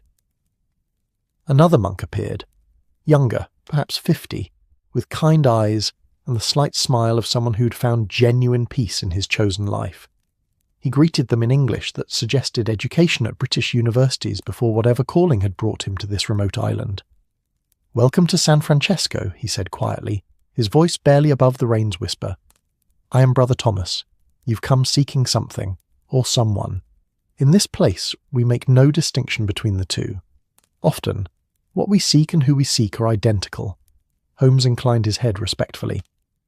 "We're searching for a British diplomat named Sir Reginald Ashworth. We believe he may have sought refuge here, not from danger necessarily, but from observation, a place where he could continue certain investigations without being watched by those who'd prefer his work remain incomplete." Brother Thomas's expression didn't change, but something shifted in his eyes. Recognition, perhaps, or the acknowledgement that a truth carefully protected was now being directly addressed. "The man you seek arrived 5 days ago, at night, wearing a mask even though the Carnival was miles away across the water. He said he needed silence to think, prayer to clarify his purpose, and isolation to ensure certain materials remained safe until the proper moment for their revelation." Watson felt relief flood through him. Sir Reginald was alive, safe, had successfully executed whatever plan his cryptic telegram and careful preparations had suggested. But Holmes remained tense, his posture suggesting the case was far from resolved. "These materials," Holmes said carefully, "photographs perhaps, of Carnival activities that certain powerful individuals would prefer remained private. Photographs and documents, letters that reveal corruption, images that expose hypocrisy, evidence of blackmail schemes operating for years during Carnival season when masks make everyone both anonymous and vulnerable." Brother Thomas gestured toward the monastery's interior. "He's been organising everything, preparing a comprehensive report for the Foreign Office. But he knows that once he emerges from hiding, once he reveals what he's discovered, powerful forces will move to discredit or silence him. He needed time to ensure the evidence was irrefutable." They followed Brother Thomas inside through corridors that smelled of old stone and candle wax and the indefinable scent of sanctity that came from centuries of prayer soaking into walls. The monastery's interior was as austere as its exterior, simple rooms opening off plain hallways, wooden doors worn smooth by countless hands, floors of terracotta tile that showed the footprints of 700 years of sandaled feet walking in meditation. Sir Reginald Ashworth sat in a small room overlooking the lagoon, a desk before him covered in photographs and papers, organised into careful piles. He was younger than Watson had expected, perhaps 40, with the lean build of someone who climbed mountains for recreation and the focused intensity of someone who dedicated himself to a cause beyond personal advancement. He wore simple civilian clothes, his face unmarked for the first time in weeks, and when he looked up at their entrance, his expression showed both relief and wariness in equal measure. "Mr. Holmes," he said, rising to shake hands with the confidence of someone who'd expected precisely this visit. "Dr. Watson, I apologise for the dramatic circumstances, but subtlety seemed inadequate given the scope of what I'd uncovered. Please, sit. I suspect you have questions." Holmes settled into a chair with that particular stillness he achieved when fully focused. "Let's begin with what you discovered during your diplomatic work in Vienna that led you to Venice, to elaborate preparations involving duplicate masks, and ultimately to staging your own disappearance during the Contessa's masquerade." Sir Reginald organised his thoughts visibly, the practised clarity of someone who'd spent sleepless nights refining his narrative. "I was investigating Mediterranean trade route negotiations, mundane work, mostly documentation and observation. But I noticed patterns in the correspondence between various diplomatic missions, references to Carnival obligations, and seasonal arrangements that seemed disconnected from legitimate diplomatic business. Then a colleague in the Rome embassy mentioned that he'd been approached during Venice's Carnival 2 years ago, photographed in a compromising position with someone he believed to be a willing participant, then blackmailed with the images." Watson leaned forward. "A systematic operation, using Carnival's anonymity to create blackmail opportunities." "Precisely. I began investigating quietly, making inquiries among diplomatic circles. The stories emerged slowly, always during Venice's Carnival, always involving masked encounters that seemed innocent at first, always ending with photographs and demands for either money or favourable policy positions. The scheme had been operating for at least 5 years, targeting diplomats, politicians, wealthy merchants, anyone with power or influence. Holmes steepled his fingers, his grey eyes sharp. And the Contessa Juliana? Her role in this operation? Sir Reginald's expression darkened. At first, I thought her merely a convenient host, someone whose annual masquerade provided the perfect venue. But as I investigated deeper, I realised she was the architect. Her husband wasn't killed by accident 5 years ago. He discovered what she was planning and threatened to expose her. She arranged his death during that year's carnival, made it appear accidental, then used the sympathy and social position of widowhood to continue building her operation. He gestured to the photographs spread across his desk. Images that Watson could see even from a distance were compromising, showing masked figures in various states of undress or intimate embrace. The compositions carefully arranged to suggest scandal while obscuring enough detail to make definitive identification difficult. She employs photographers who work during her masquerades, capturing moments that appear spontaneous but are actually orchestrated. She has confederates who lure targets into private rooms, who ensure compromising situations occur where cameras are positioned. Then, weeks or months later, the blackmail demands arrive. Never directly traceable to her, always through intermediaries, but the pattern is unmistakable. Watson felt disgust rising. Using Carnival's celebration of freedom and transformation as a weapon, turning Venice's most beautiful tradition into a mechanism for exploitation. She justifies it as revenge, Sir Reginald continued. Her husband was a diplomat who'd been ruined years ago by what she believed was unjust treatment by various European powers. She sees herself as bringing justice, making those in power experience the same humiliation and loss. But in truth, she's simply perpetuating the same corrupt system she claims to oppose, just from a different position. Holmes rose, moving to examine the photographs more closely, handling them with careful detachment. You ordered duplicate masks to create the appearance of multiple sightings during the masquerade, to make it impossible for anyone watching to track your movements accurately. Then you arranged your own disappearance to create a crisis that would force investigation while you compiled evidence safely away from observation. Exactly. I knew that if I simply presented my findings, they'd be dismissed or I'd be discredited before the evidence received proper attention. But if I vanished dramatically during her masquerade, it would create exactly the sort of scandal and investigation that would bring everything to light. Sir Reginald's smile was grim. I used her own methodology against her, staged theatre designed to manipulate perception and force desired outcomes. How many were involved in your plan? Watson asked. The duplicate masks suggest confederates, people who agreed to impersonate you throughout the evening. 3 colleagues from various embassies who'd been victims of her blackmail scheme wanted justice. They wore my costume and mask, appeared at different times and locations during the masquerade, created the confusion necessary to make my actual departure unnoticed. One left by the canal entrance, one through the rear door, one simply remained at the party until it ended. Witnesses saw me everywhere because I genuinely was everywhere, just not all the same me. Holmes returned to his chair, and Watson saw satisfaction in his expression, the pleasure of a puzzle solved, pieces fitting together with elegant precision. And now, your evidence is compiled, your narrative is prepared. What comes next? I've sent encrypted telegrams to the Foreign Office, to the British consulate here, and to several journalists I trust. Tomorrow, I emerge from hiding with complete documentation. The Contessa will be arrested, her operation dismantled, the blackmail victims freed from ongoing threats. Sir Reginald's expression hardened.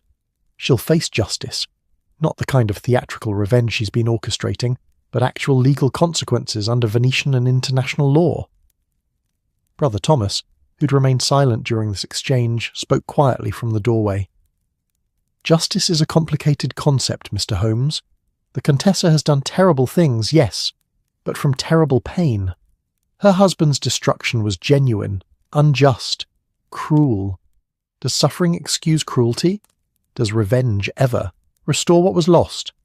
No, Holmes said simply, but allowing cruelty to continue unchecked creates more suffering, more injustice, an endless cycle of victims creating new victims. Sir Reginald isn't seeking revenge, he's seeking accountability. There's a distinction. They remained at the monastery through the afternoon, reviewing Sir Reginald's evidence, discussing strategy for the next day's revelations, planning contingencies in case the Contessa attempted to flee or destroy evidence once she realized her operation had been exposed. The rain continued its gentle persistence, and through the room's window Watson could see the lagoon stretching grey and infinite, waterbirds standing patient in shallows, Marco's boat rocking gently at the dock. As evening approached and they prepared to return to Venice, Sir Reginald pulled Holmes aside, his voice low and urgent. "There's one complication I haven't mentioned. The Contessa didn't work alone.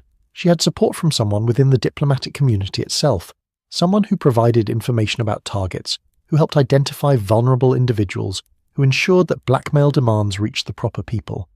I have evidence suggesting who this person is, but not definitive proof. If they realize I'm alive and prepared to expose everything—" "They'll move to protect themselves," Holmes finished. "Either by silencing you, or by destroying evidence, or by creating enough chaos that truth becomes indistinguishable from fabrication.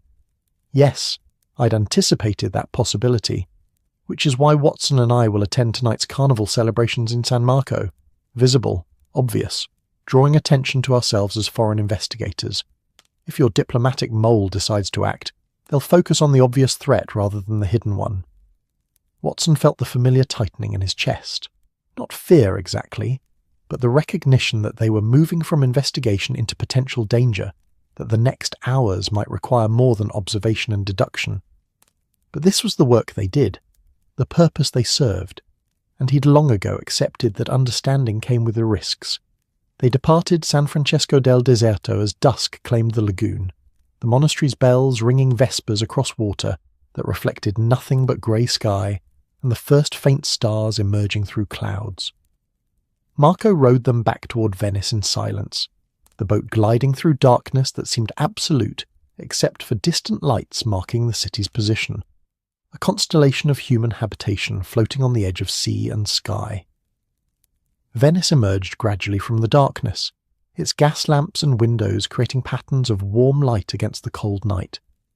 The sounds reached them before visual details resolved: music and laughter, the splash of gondolas navigating canals, church bells marking the hour in bronze conversations that echoed off stone and water.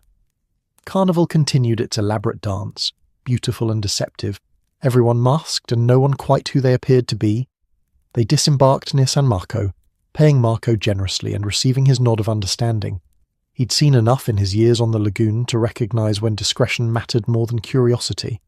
The square was packed with revellers in elaborate costumes, musicians performing on temporary stages, vendors selling wine and roasted chestnuts and masks for those who'd arrived unprepared for Carnival's demands.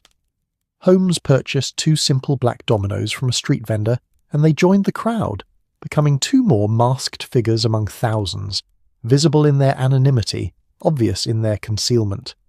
They moved through the celebration with careful randomness, sometimes stopping to watch performers, sometimes pausing at wine stalls, always visible to anyone who might be watching from shadows or windows, or the concealed positions where those who hunted operated best. "Tomorrow," Holmes said quietly, his voice barely audible over the Carnival's cheerful chaos, "truth emerges and masks come off. But tonight, we dance with deception and hope that whoever's watching believes we're still searching rather than preparing for revelation." Watson nodded, adjusting his mask, tasting wine and wood smoke in the cold night air, watching Venice celebrate itself with the beautiful desperation of a city that had survived centuries by knowing when to reveal truth and when to embrace necessary fiction. Somewhere in this crowd, or watching from palazzo windows, the Contessa's confederate existed, and somewhere across the dark lagoon, Sir Reginald Ashworth prepared his evidence for the morning's light. The game was almost finished, but the final moves remained, and in Venice, during Carnival, even endings wore masks until the very last moment of revelation. The night wore on with that peculiar quality of suspended time that Venice seemed to cultivate, minutes stretching into hours, hours compressing into moments, the normal progression of evening into deep night becoming fluid and uncertain. Watson and Holmes moved through the Carnival crowds in San Marco with deliberate visibility, their black domino masks marking them as participants in the celebration, while their careful observation patterns marked them as something else entirely to anyone watching with trained eyes.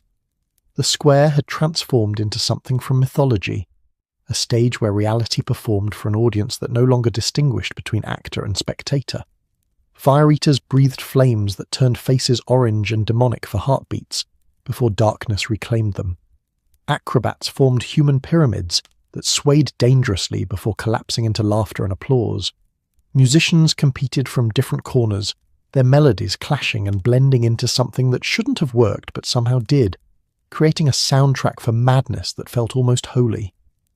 Watson found himself watching the masks more than the faces beneath. Them! The elaborate constructions of leather and ceramic and feathers that transformed ordinary Venetians and foreign tourists into creatures from dreams or nightmares.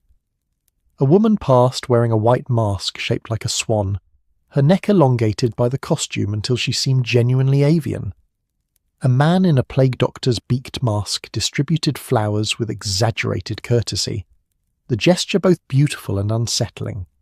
Children ran between adults' legs wearing simple half masks painted with stars and moons, their laughter high and pure above the crowd's deeper rumble.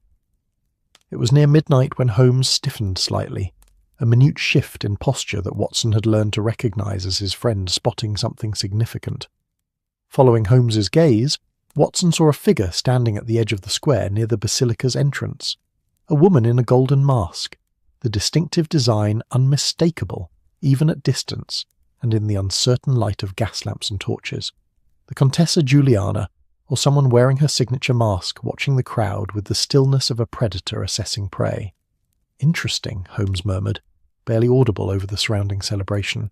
She's either remarkably bold, appearing publicly while her operation faces imminent exposure, or remarkably foolish, which seems inconsistent with someone who's orchestrated blackmail schemes for 5 years. Or it's not actually her, Watson finished. Another duplicate mask, another double, another layer of deception. They began moving through the crowd toward the golden-masked figure, not directly but in a gradual spiral that would appear casual to any observer. The square was packed enough that progress was slow, bodies pressed close, the smell of wine and sweat and perfume mixing with wood smoke and the ever-present scent of canal water. Watson kept the golden mask in his peripheral vision, noting how the figure stood motionless while others around them danced and celebrated, an island of stillness in a sea of motion. But as they drew closer, the figure moved, not fleeing exactly, but retreating with deliberate purpose, maintaining distance while leading them away from the square's bright centre into darker territories. They passed under the arcade that bordered San Marco, where shops stood shuttered and empty, where shadows pooled thick enough to hide anything.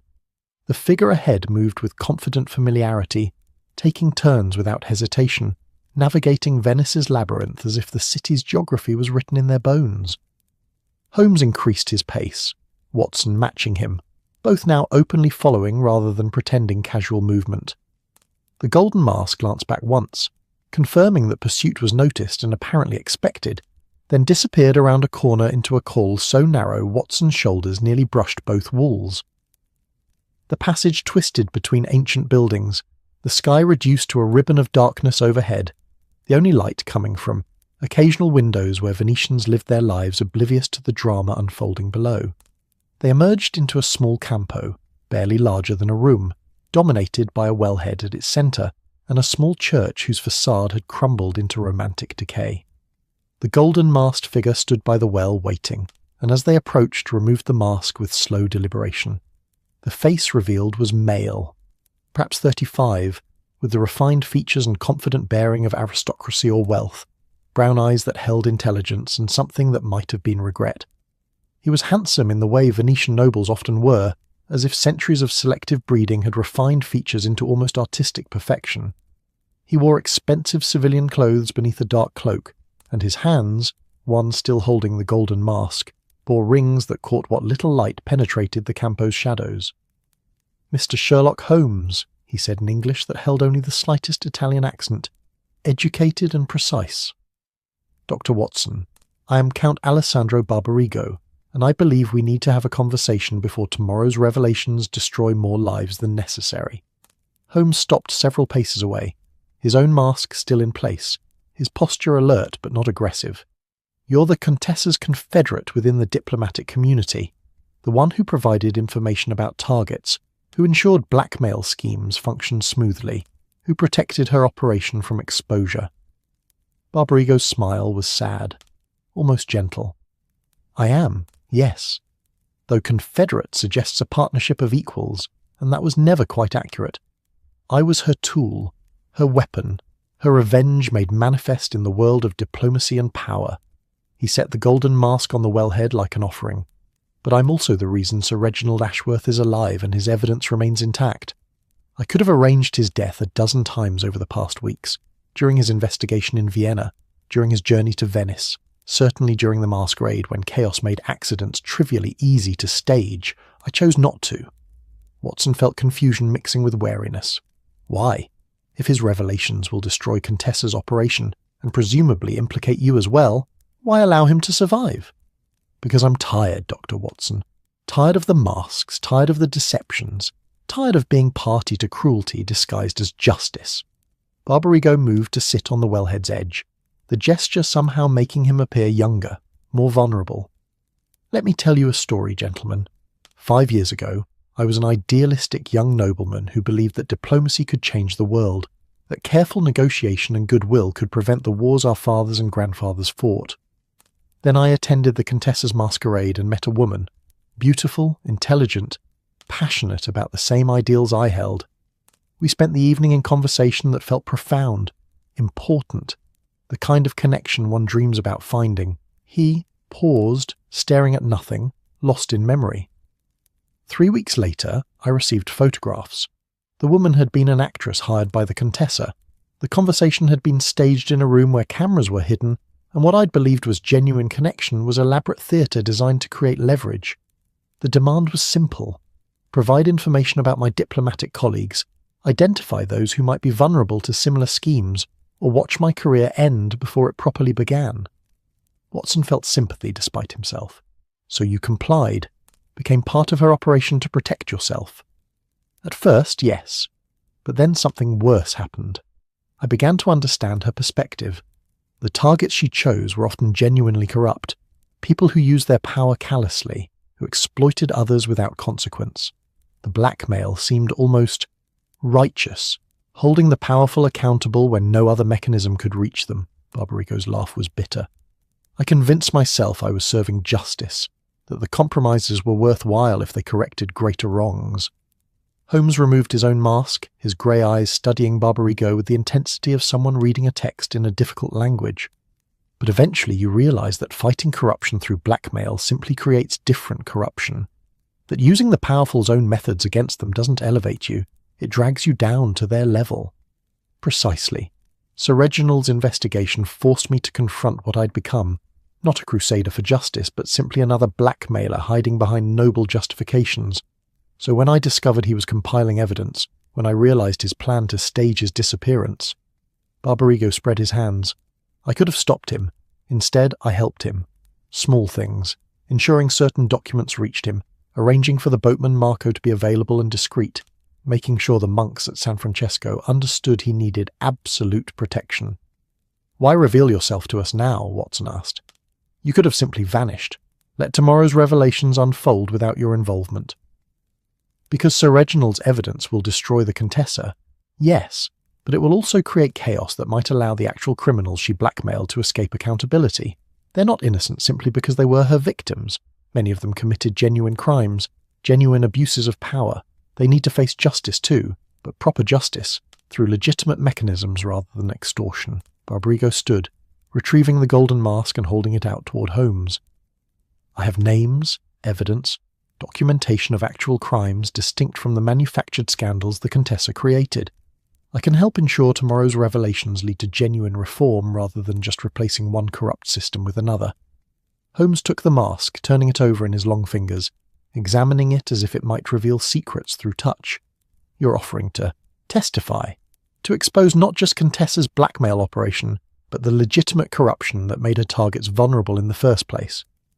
I am, with the understanding that I'll face consequences for my own complicity. I don't seek forgiveness or lenience. I seek the opportunity to help create something better from the wreckage. Barbarigo's expression was earnest, almost desperate. Venice has survived for 1,500 years because it understands transformation. The city itself is constantly changing. Wood pilings rotting and being replaced, buildings sinking and being rebuilt, the lagoon's very shape shifting with centuries. We can transform this scandal into genuine reform, but only if we're willing to expose all the truth, not just the convenient parts. Watson glanced at Holmes, trying to read his friend's thoughts in the darkness. This was the sort of decision that required both logic and intuition, determining whether Barbarigo's apparent sincerity was genuine or simply another mask, another layer of deception designed to control the coming revelations. Holmes was silent for a long moment, his gaze distant, processing variables and probabilities Watson could only guess at. Finally he nodded once, decisively. "Very well. Tomorrow morning you'll accompany us to the British consulate. Sir Reginald will present his evidence against the Contessa. You'll provide your testimony and documentation, and will ensure the proper authorities, both Venetian and international, receive complete information about all aspects of this matter." "Thank you," Barbarigo said quietly, relief evident in the relaxation of shoulders that had been tense for violence or rejection. "I know this doesn't absolve me. The people I helped blackmail, the careers I helped destroy, even if many of them deserved consequences, I participated in cruelty and called it justice. That stain doesn't wash away simply because I've decided to confess." "No," Holmes agreed. "But recognizing one's moral failures is the first step toward whatever redemption might be possible. The second step is accepting consequences. The third is working to prevent others from making the same mistakes." He gestured toward the Campo's exit. "Come, let's return to more populated areas. If the Contessa realizes you've decided to testify against her, tonight becomes considerably more dangerous for all of us." They moved through Venice's darkness with new purpose, Barbarigo leading them along routes that avoided major canals and busy streets, taking advantage of his intimate knowledge of the city's geography. They passed through Campos, where late Carnival celebrations continued. Smaller, more local gatherings, where neighbourhood residents danced to accordion music and shared wine with the casual generosity of those who'd known each other for generations. Past churches where evening services had concluded, leaving only candles burning before icons and the lingering scent of incense. Over bridges where water below reflected nothing but darkness, the canals transformed into liquid night.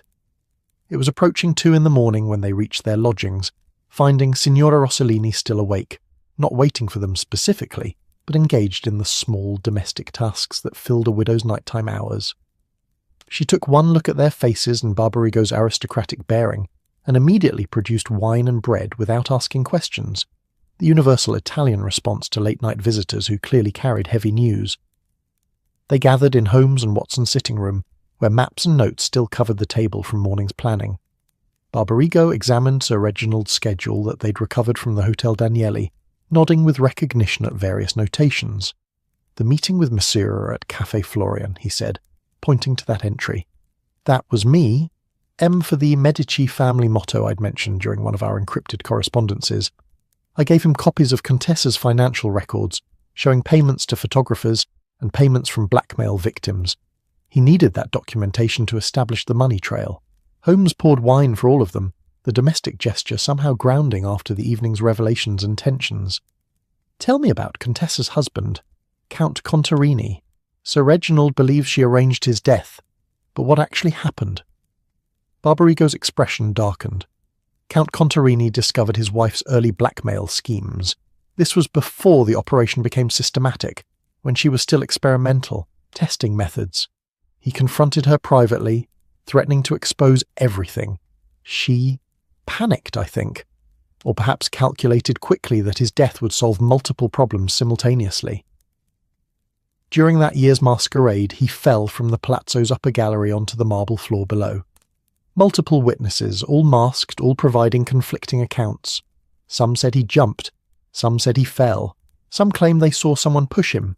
The investigation concluded accidental death complicated by alcohol and carnival chaos. "But you believe differently," Watson said. "I know differently. Contessa told me years later, when we'd both had too much wine, and she was feeling philosophical about consequences and power. She didn't push him directly. That would have been too obvious. But she ensured he'd drunk heavily, ensured he'd be near the gallery's edge, ensured that in a room full of masked people someone would jostle him at precisely the wrong moment. The push came from a hired actor who disappeared into the crowd immediately after. Untraceable, unprovable, perfect in its deniability. The room fell silent except for the eternal whisper of water against stone outside. Watson felt the weight of these revelations, not just the blackmail scheme itself, but the casual murder that had initiated it, the years of calculated cruelty disguised as justice, the corruption of idealism into something monstrous. "Tomorrow," Holmes said finally, his voice cutting through the silence with characteristic precision, "we end this. Sir Reginald presents his evidence, Count Barbarigo provides corroborating testimony, and the various authorities begin the process of untangling 5 years of systematic blackmail and corruption. It won't be clean. These things never are. Innocent people will be caught in the exposure. Guilty people will likely escape consequences through wealth or influence. But it will be justice of a sort, the imperfect kind that's all humans ever truly achieve." Barbarigo nodded slowly. "And the Contessa? What happened to her?" "She'll be arrested, tried, convicted if the evidence holds, which it will. She'll spend the remainder of her life in prison, her fortune seized to compensate victims where possible, her name becoming synonymous with betrayal of Venetian hospitality and the perversion of Carnival's traditions." Holmes met Barbarigo's eyes directly. "And you? Similar consequences, though perhaps somewhat reduced given your cooperation, and the possibility that a judge might consider your initial victimhood as a mitigating factor." "I don't seek mitigation. I did terrible things, regardless of how they began." Barbarigo stood, preparing to depart. "But I appreciate the honesty, and I appreciate being allowed to help set things right, even if only partially." They arranged to meet at the British consulate at 9 the following morning, early enough to present evidence before news of the revelation spread through Venice's efficient gossip networks. Barbarigo departed into the darkness, and Watson watched from the window as the Count's figure disappeared into a calle, becoming just another shadow among Venice's endless shadows. "Do you believe him?" Watson asked quietly. "That he's genuinely repentant, genuinely wants to help rather than simply protecting himself?" Holmes came to stand beside him, both of them looking out at Venice's sleeping darkness. "I believe he's tired. That much was evident. Whether his tiredness has transformed into genuine moral clarity or simply exhaustion with maintaining deception," he shrugged, "we'll discover tomorrow. If he appears at the consulate as promised, provides the testimony and documentation he's offered, then perhaps his redemption is real. If he vanishes," warns the Contessa, "attempts to sabotage the revelations, then we'll know he was simply wearing another mask, playing another role in Venice's endless theatre." They remained at the window as the deepest part of night settled over the city, the hours between Carnival's end and dawn's beginning, when even Venice grew quiet and the only sounds were water and wind and the occasional church bell marking time's passage. Somewhere across the dark lagoon, Sir Reginald Ashworth slept, or didn't sleep, in his monastery refuge, his evidence organised and his narrative prepared. Somewhere in her pink palazzo, the Contessa, Juliana perhaps dreamed of revenge achieved or worried about exposure approaching. And somewhere in Venice's labyrinth, Count Alessandro Barbarigo moved through darkness carrying the weight of his choices and the uncertain hope of redemption. Tomorrow would bring revelation, consequences, the removal of masks both literal and metaphorical. But tonight there was only waiting, and the strange peace that came from knowing the game was nearly finished, that truth would emerge regardless of who wished it hidden. That justice, imperfect and human and flawed, would at least be attempted. Watson turned from the window finally, exhaustion claiming him, and found his bed with the grateful relief of someone who'd carried tension too long. Holmes remained standing, watching Venice through glass, his profile sharp against the darkness, his mind no doubt still working through possibilities and contingencies, and the 1,000 variables that lived in the space between intention and outcome. Outside, Venice breathed its ancient breath, and somewhere in the city's depths, Carnival continued its last hours, beautiful and doomed and eternal as the water that gave the city life and would someday claim it entirely. But that was for future centuries to witness. For now, there was only tomorrow's reckoning, approaching with the inevitability of tide and time and truth that could wear masks but never truly hide. Morning arrived in Venice with unexpected clarity. The rain had passed during the night, leaving the city washed clean and gleaming under the February sun that held genuine warmth despite the season.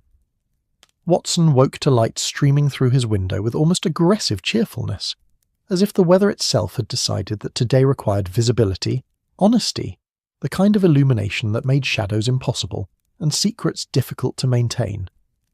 The bells began their morning conversations as he dressed, church after church adding their voices until the air vibrated with bronze and devotion, calling the faithful to Mass and announcing to everyone else that Venice had survived another night and was prepared to face whatever the day demanded.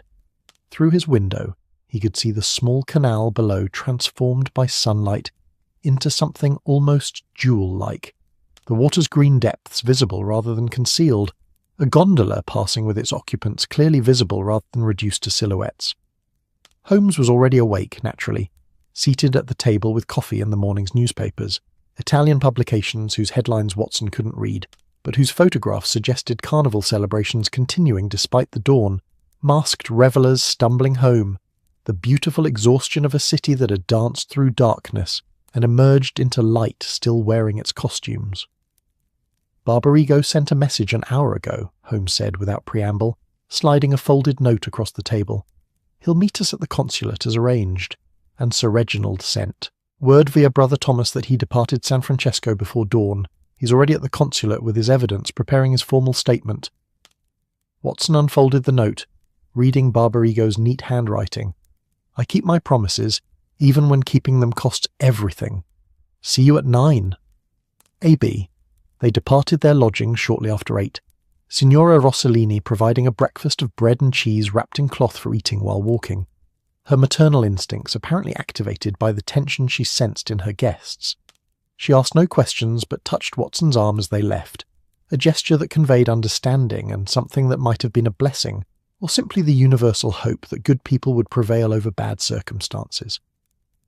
The walk to the British consulate took them through Venice in morning light that revealed details darkness had concealed.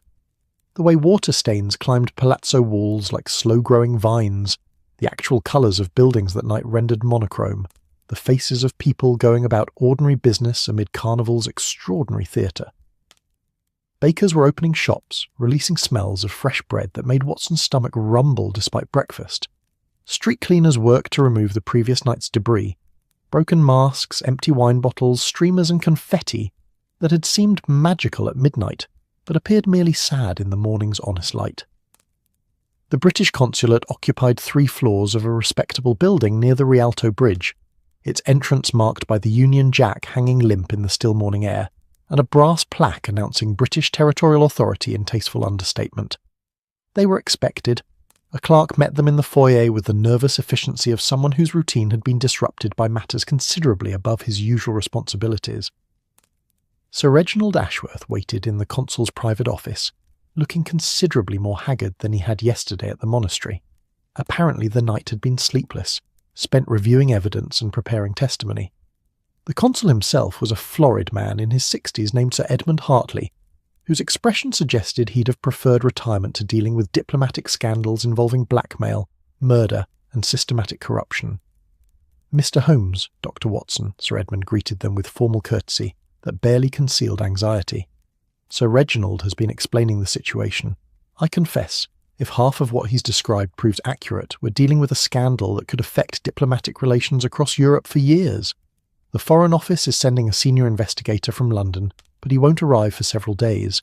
In the meantime, we must coordinate with Venetian authorities while preventing panic or premature disclosure that might allow guilty parties to flee." Barbarigo arrived precisely at 9, escorted by the same nervous clerk, carrying a leather document case that presumably held the evidence he'd promised. He looked exhausted, shadows under his eyes suggesting his night had been no more restful than Sir Reginald's, but his bearing remained dignified, aristocratic, the posture of someone who'd decided that if consequences were inevitable, he'd face them standing straight. The morning that followed was a masterclass in bureaucratic procedure applied to extraordinary circumstances. Statements were taken, evidence was catalogued, documents were reviewed and cross-referenced with meticulous attention to detail. Holmes provided his observations from the masquerade, Watson contributed his medical perspective on the Count's supposed accidental death, and Sir Reginald and Barbarigo gave exhaustive testimony about the blackmail operation's mechanics, the photographers, The hired actors, the carefully constructed scenarios, the systematic exploitation of Carnival's anonymity. By noon, Venetian police had been summoned, specifically Questura's senior investigator, a sharp-eyed man named Commissario Vittorio Agnelli, who listened to the evidence with the patient attention of someone who'd spent decades separating truth from elaborate lies. He asked pointed questions in excellent English, took extensive notes, and finally pronounced that the case warranted immediate action. "The Contessa Giuliana will be arrested this afternoon," he said, his tone suggesting this was personally distasteful. Arresting Venetian nobility always created complications, but necessary. "Count Barbarigo, you will remain in the city and available for further questioning. Your cooperation is noted and will be communicated to the magistrate when charges are formally filed. Sir Reginald, your diplomatic status complicates matters legally, but your evidence is crucial and appreciated." What followed was anticlimactic in the way real justice often was. No dramatic confrontations, no theatrical revelations, just policemen conducting arrests with professional efficiency. Contessa was taken into custody at Palazzo Contarini without resistance, her golden mask reportedly still sitting on her dressing table, where she'd left it after last night's final appearance. The photographers and actors who'd facilitated the blackmail schemes were rounded up over subsequent hours. Financial records were seized, letters were confiscated, the entire apparatus of 5 years of systematic corruption was dismantled with the methodical thoroughness of bureaucracy functioning as intended. Watson and Holmes watched much of this unfold from the consulate's windows, observing Venice's official machinery process scandal into something manageable, containable, suitable for reports and legal proceedings. It was necessary work, important work, but somehow less satisfying than the investigation itself. The puzzle solved felt more meaningful than the consequences enacted. By late afternoon, their presence was no longer required. Sir Edmund thanked them profusely, promised that the Foreign Office would be informed of their invaluable assistance, and suggested that perhaps they might enjoy the remainder of Carnival season now that their work was complete. Holmes declined politely. Venice had revealed its secrets, and staying longer would simply mean watching the aftermath, which held limited interest for someone whose passion was the chase rather than the conclusion. They returned to their lodgings to find Signora Rossellini already packing their belongings with the prescient efficiency of landladies who'd housed enough transient guests to recognise departure preparations before they were announced. She accepted their thanks and payment with equal grace, adding a bottle of Venetian wine to their luggage for the journey, for remembering Venice by, for understanding that every city has shadows, but not every shadow is worth fearing. The evening they spent walking, not investigating, not observing, just experiencing Venice as tourists finally freed to be tourists. They watched the sunset from the Accademia Bridge, where the Grand Canal curved away in both directions and the light turned everything golden and forgiving. They ate dinner at a small osteria in Cannaregio where the proprietor spoke no English, and the menu was whatever had been fresh at market that morning, served with house wine and the casual warmth of strangers welcomed into something almost familial. The carnival continued around them, but Watson found himself watching it differently now, seeing not just the masks and costumes but the people beneath, the ordinary Venetians celebrating tradition while conducting their regular lives, the visitors seeking transformation or escape, or simply beautiful experiences to carry home. The mystery had been solved, the criminals would face justice, but the carnival itself continued because it had always continued, surviving scandals and centuries with equal indifference. They departed Venice the following morning on an early train, leaving behind a city that was already incorporating their investigation into its vast collection of stories, one more drama to be told and retold, embellished and eventually mythologized until truth became indistinguishable from legend. The journey back through Italy felt different than the arrival. Watson saw the landscape with eyes adjusted to beauty rather than urgency, noticing details that had been invisible when they'd been rushing toward mystery. The Alps rose before them gradually, the train climbing toward passes where snow still clung to peaks despite February's advancing warmth. Holmes dozed or pretended to, his long frame folded into the compartment seat, with that particular grace he managed even in sleep. Watson watched mountains slide past the window and found himself thinking about masks. Not the carnival kind, but the metaphorical ones everyone wore constantly, the faces presented to the world versus the truth kept private. The Contessa had worn her golden mask as a symbol and weapon, hiding behind it while claiming it announced her identity. Sir Reginald had worn duplicates to stage his own disappearance, using disguise as a tool rather than concealment. Barbarigo had worn respectability while facilitating blackmail, his aristocracy bearing the perfect camouflage for moral compromise. And Holmes, Watson reflected, wore his own masks constantly. The aloof detective, the brilliant intellect, the man allegedly immune to ordinary human emotion, while being fundamentally more human and more caring than he'd ever admit. They crossed into France as afternoon declined toward evening, the mountains giving way to gentler hills, and then to flatlands where farms stretched toward horizons and villages clustered around church steeples that could have been siblings to Venice's campaniles. Customs officers barely glanced at their documents. Two British gentlemen returning from holiday carried no suspicion, no suggestion of the scandal they'd helped expose or the lives they'd helped unravel. By the time they reached Paris for their connection to Calais, Watson felt the investigation settling into memory rather than immediate experience, the way cases always did eventually, transforming from lived reality into stories that would be written up and filed away.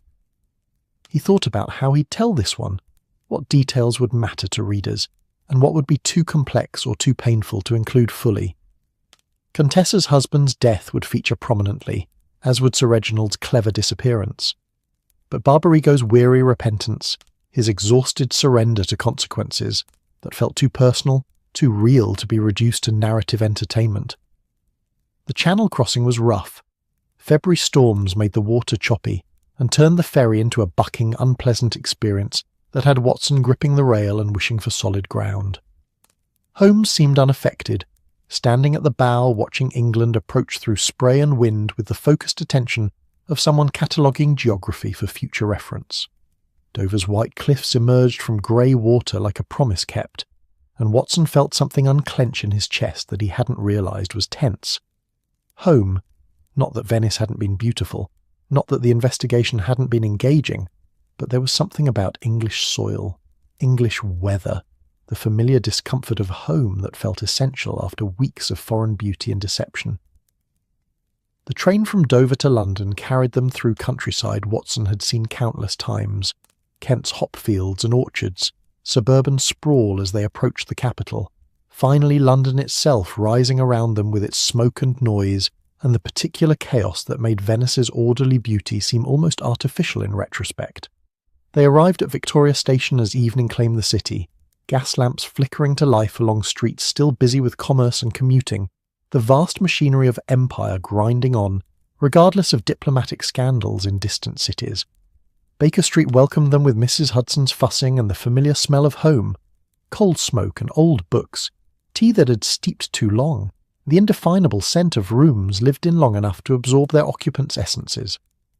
Holmes immediately scattered his notes across the table, beginning the process of organising the case for his files, but Watson found himself drawn to the window, looking out at London's fog rolling in with the evening, wrapping the city in grey obscurity that was somehow comforting after Venice's crystalline beauty. "You're thinking about masks," Holmes said without looking up from his notes. That uncanny ability to read Watson's thoughts, operating even after travel exhaustion. About how everyone wears them, how deception is universal, how distinguishing performance from authenticity becomes impossible in any social context. Something like that, Watson admitted. The Contessa used Carnival's traditions to justify systematic cruelty. But in a way, don't we all use social conventions as masks? Present carefully constructed versions of ourselves, hiding convenient truths, perform roles rather than reveal authentic selves. Holmes set down his pen, considering the question with genuine attention. The difference lies in intent and consequence. We all curate our public presentations, yes, that's simply social functioning, the lubricant that allows human interaction without constant friction. But the Contessa weaponized that universal practice, transforming social performance into exploitation. Her mask wasn't protection or politeness. It was camouflage for predation. And Barbarigo? Watson asked. His mask was forced on him initially, but he chose to keep wearing it, choosing to participate in schemes he knew were wrong. Does his eventual honesty redeem those choices? Redemption is theological territory, rather outside my expertise. Holmes smiled slightly. But practically speaking, he chose to stop wearing the mask, to face consequences, to help prevent future harm. That doesn't erase past actions, but it matters. It has to matter, or the concept of moral growth becomes meaningless. They fell silent, and Watson listened to London breathing around them. The distant rumble of traffic, voices carrying from the street below, the eternal ticking of the mantelpiece clock measuring time that continued regardless of human drama or moral complexity. Mrs. Hudson brought dinner, proper English food that lacked Venice's elegance but carried the comfort of familiarity. And they ate while Holmes organised notes, and Watson began mentally composing the case's eventual written version. The evening stretched peacefully, Carnival's bright chaos replaced by Baker Street's comfortable routine. Watson found himself thinking about Sir Reginald, who'd chosen to wear masks within masks to expose corruption, using deception to reveal truth. About the monks at San Francesco del Deserto, whose simple lives contained more honesty than Venice's elaborate performances. About Marco the boatman, navigating between worlds with practiced neutrality, seeing everything and judging nothing. "Do you think she believed it?" Watson asked suddenly. "The Contessa, I mean. Do you think she genuinely believed her blackmail schemes were justice rather than revenge? That she was correcting wrongs rather than perpetuating them?" Holmes considered this, his grey eyes reflecting firelight. "I think she believed it initially, that her husband's genuine mistreatment transformed into a righteous mission in her mind. But over time, I suspect she knew she was simply causing pain for pain's sake, that revenge dressed as justice was still just revenge. But by then she'd invested too much, built too elaborate a structure to abandon without admitting years of self-deception. So she continued, wearing her golden mask and telling herself beautiful lies about noble purposes. "We all do that, don't we?" Watson said quietly.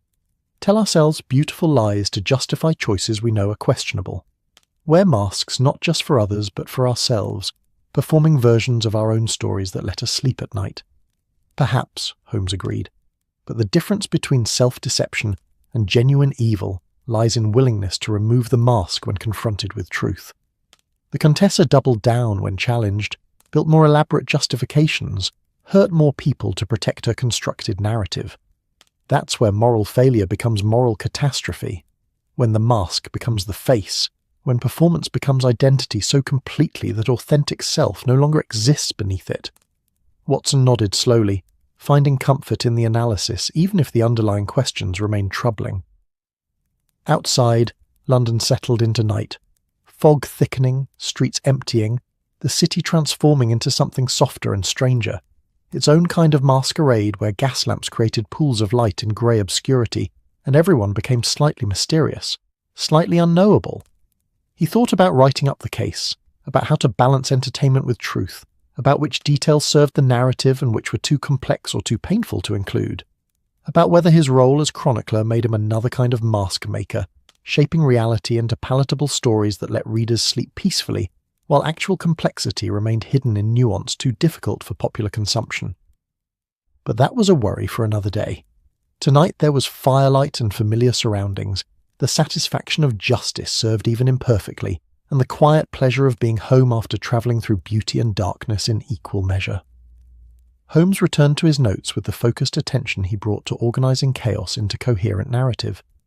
Watson poured them both whiskey from the decanter on the sideboard, the amber liquid catching light like captured Venetian sunlight. "To masks," Watson said, raising his glass.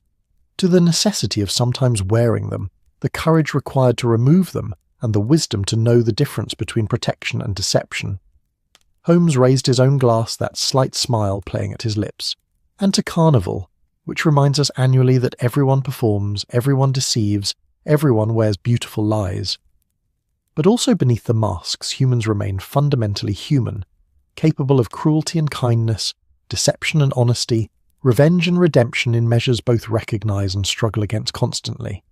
They drank, and the whiskey burned pleasantly, warming from inside against February's persistent chill.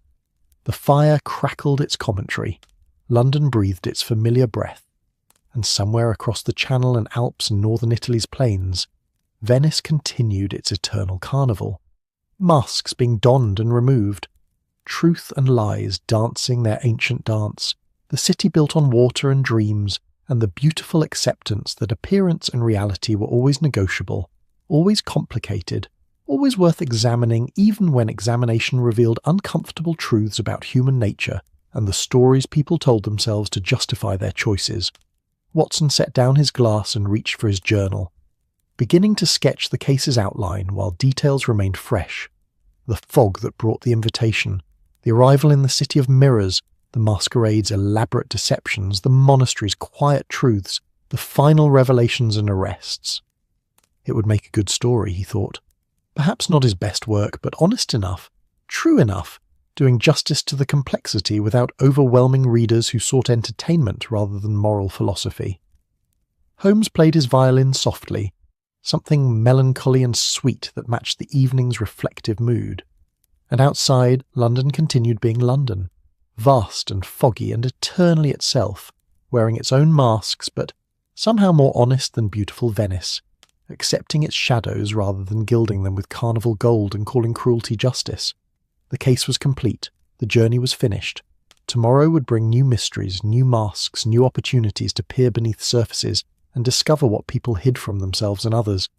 But tonight there was only this: warmth and whiskey, firelight and friendship, the peaceful satisfaction of work well done and home safely reached. Venice would continue its carnival forever, but for two Englishmen in a Baker Street sitting room, the masks had come off at last, and what remained was simply truth. Imperfect, complicated, human, and somehow enough. That's our story tonight.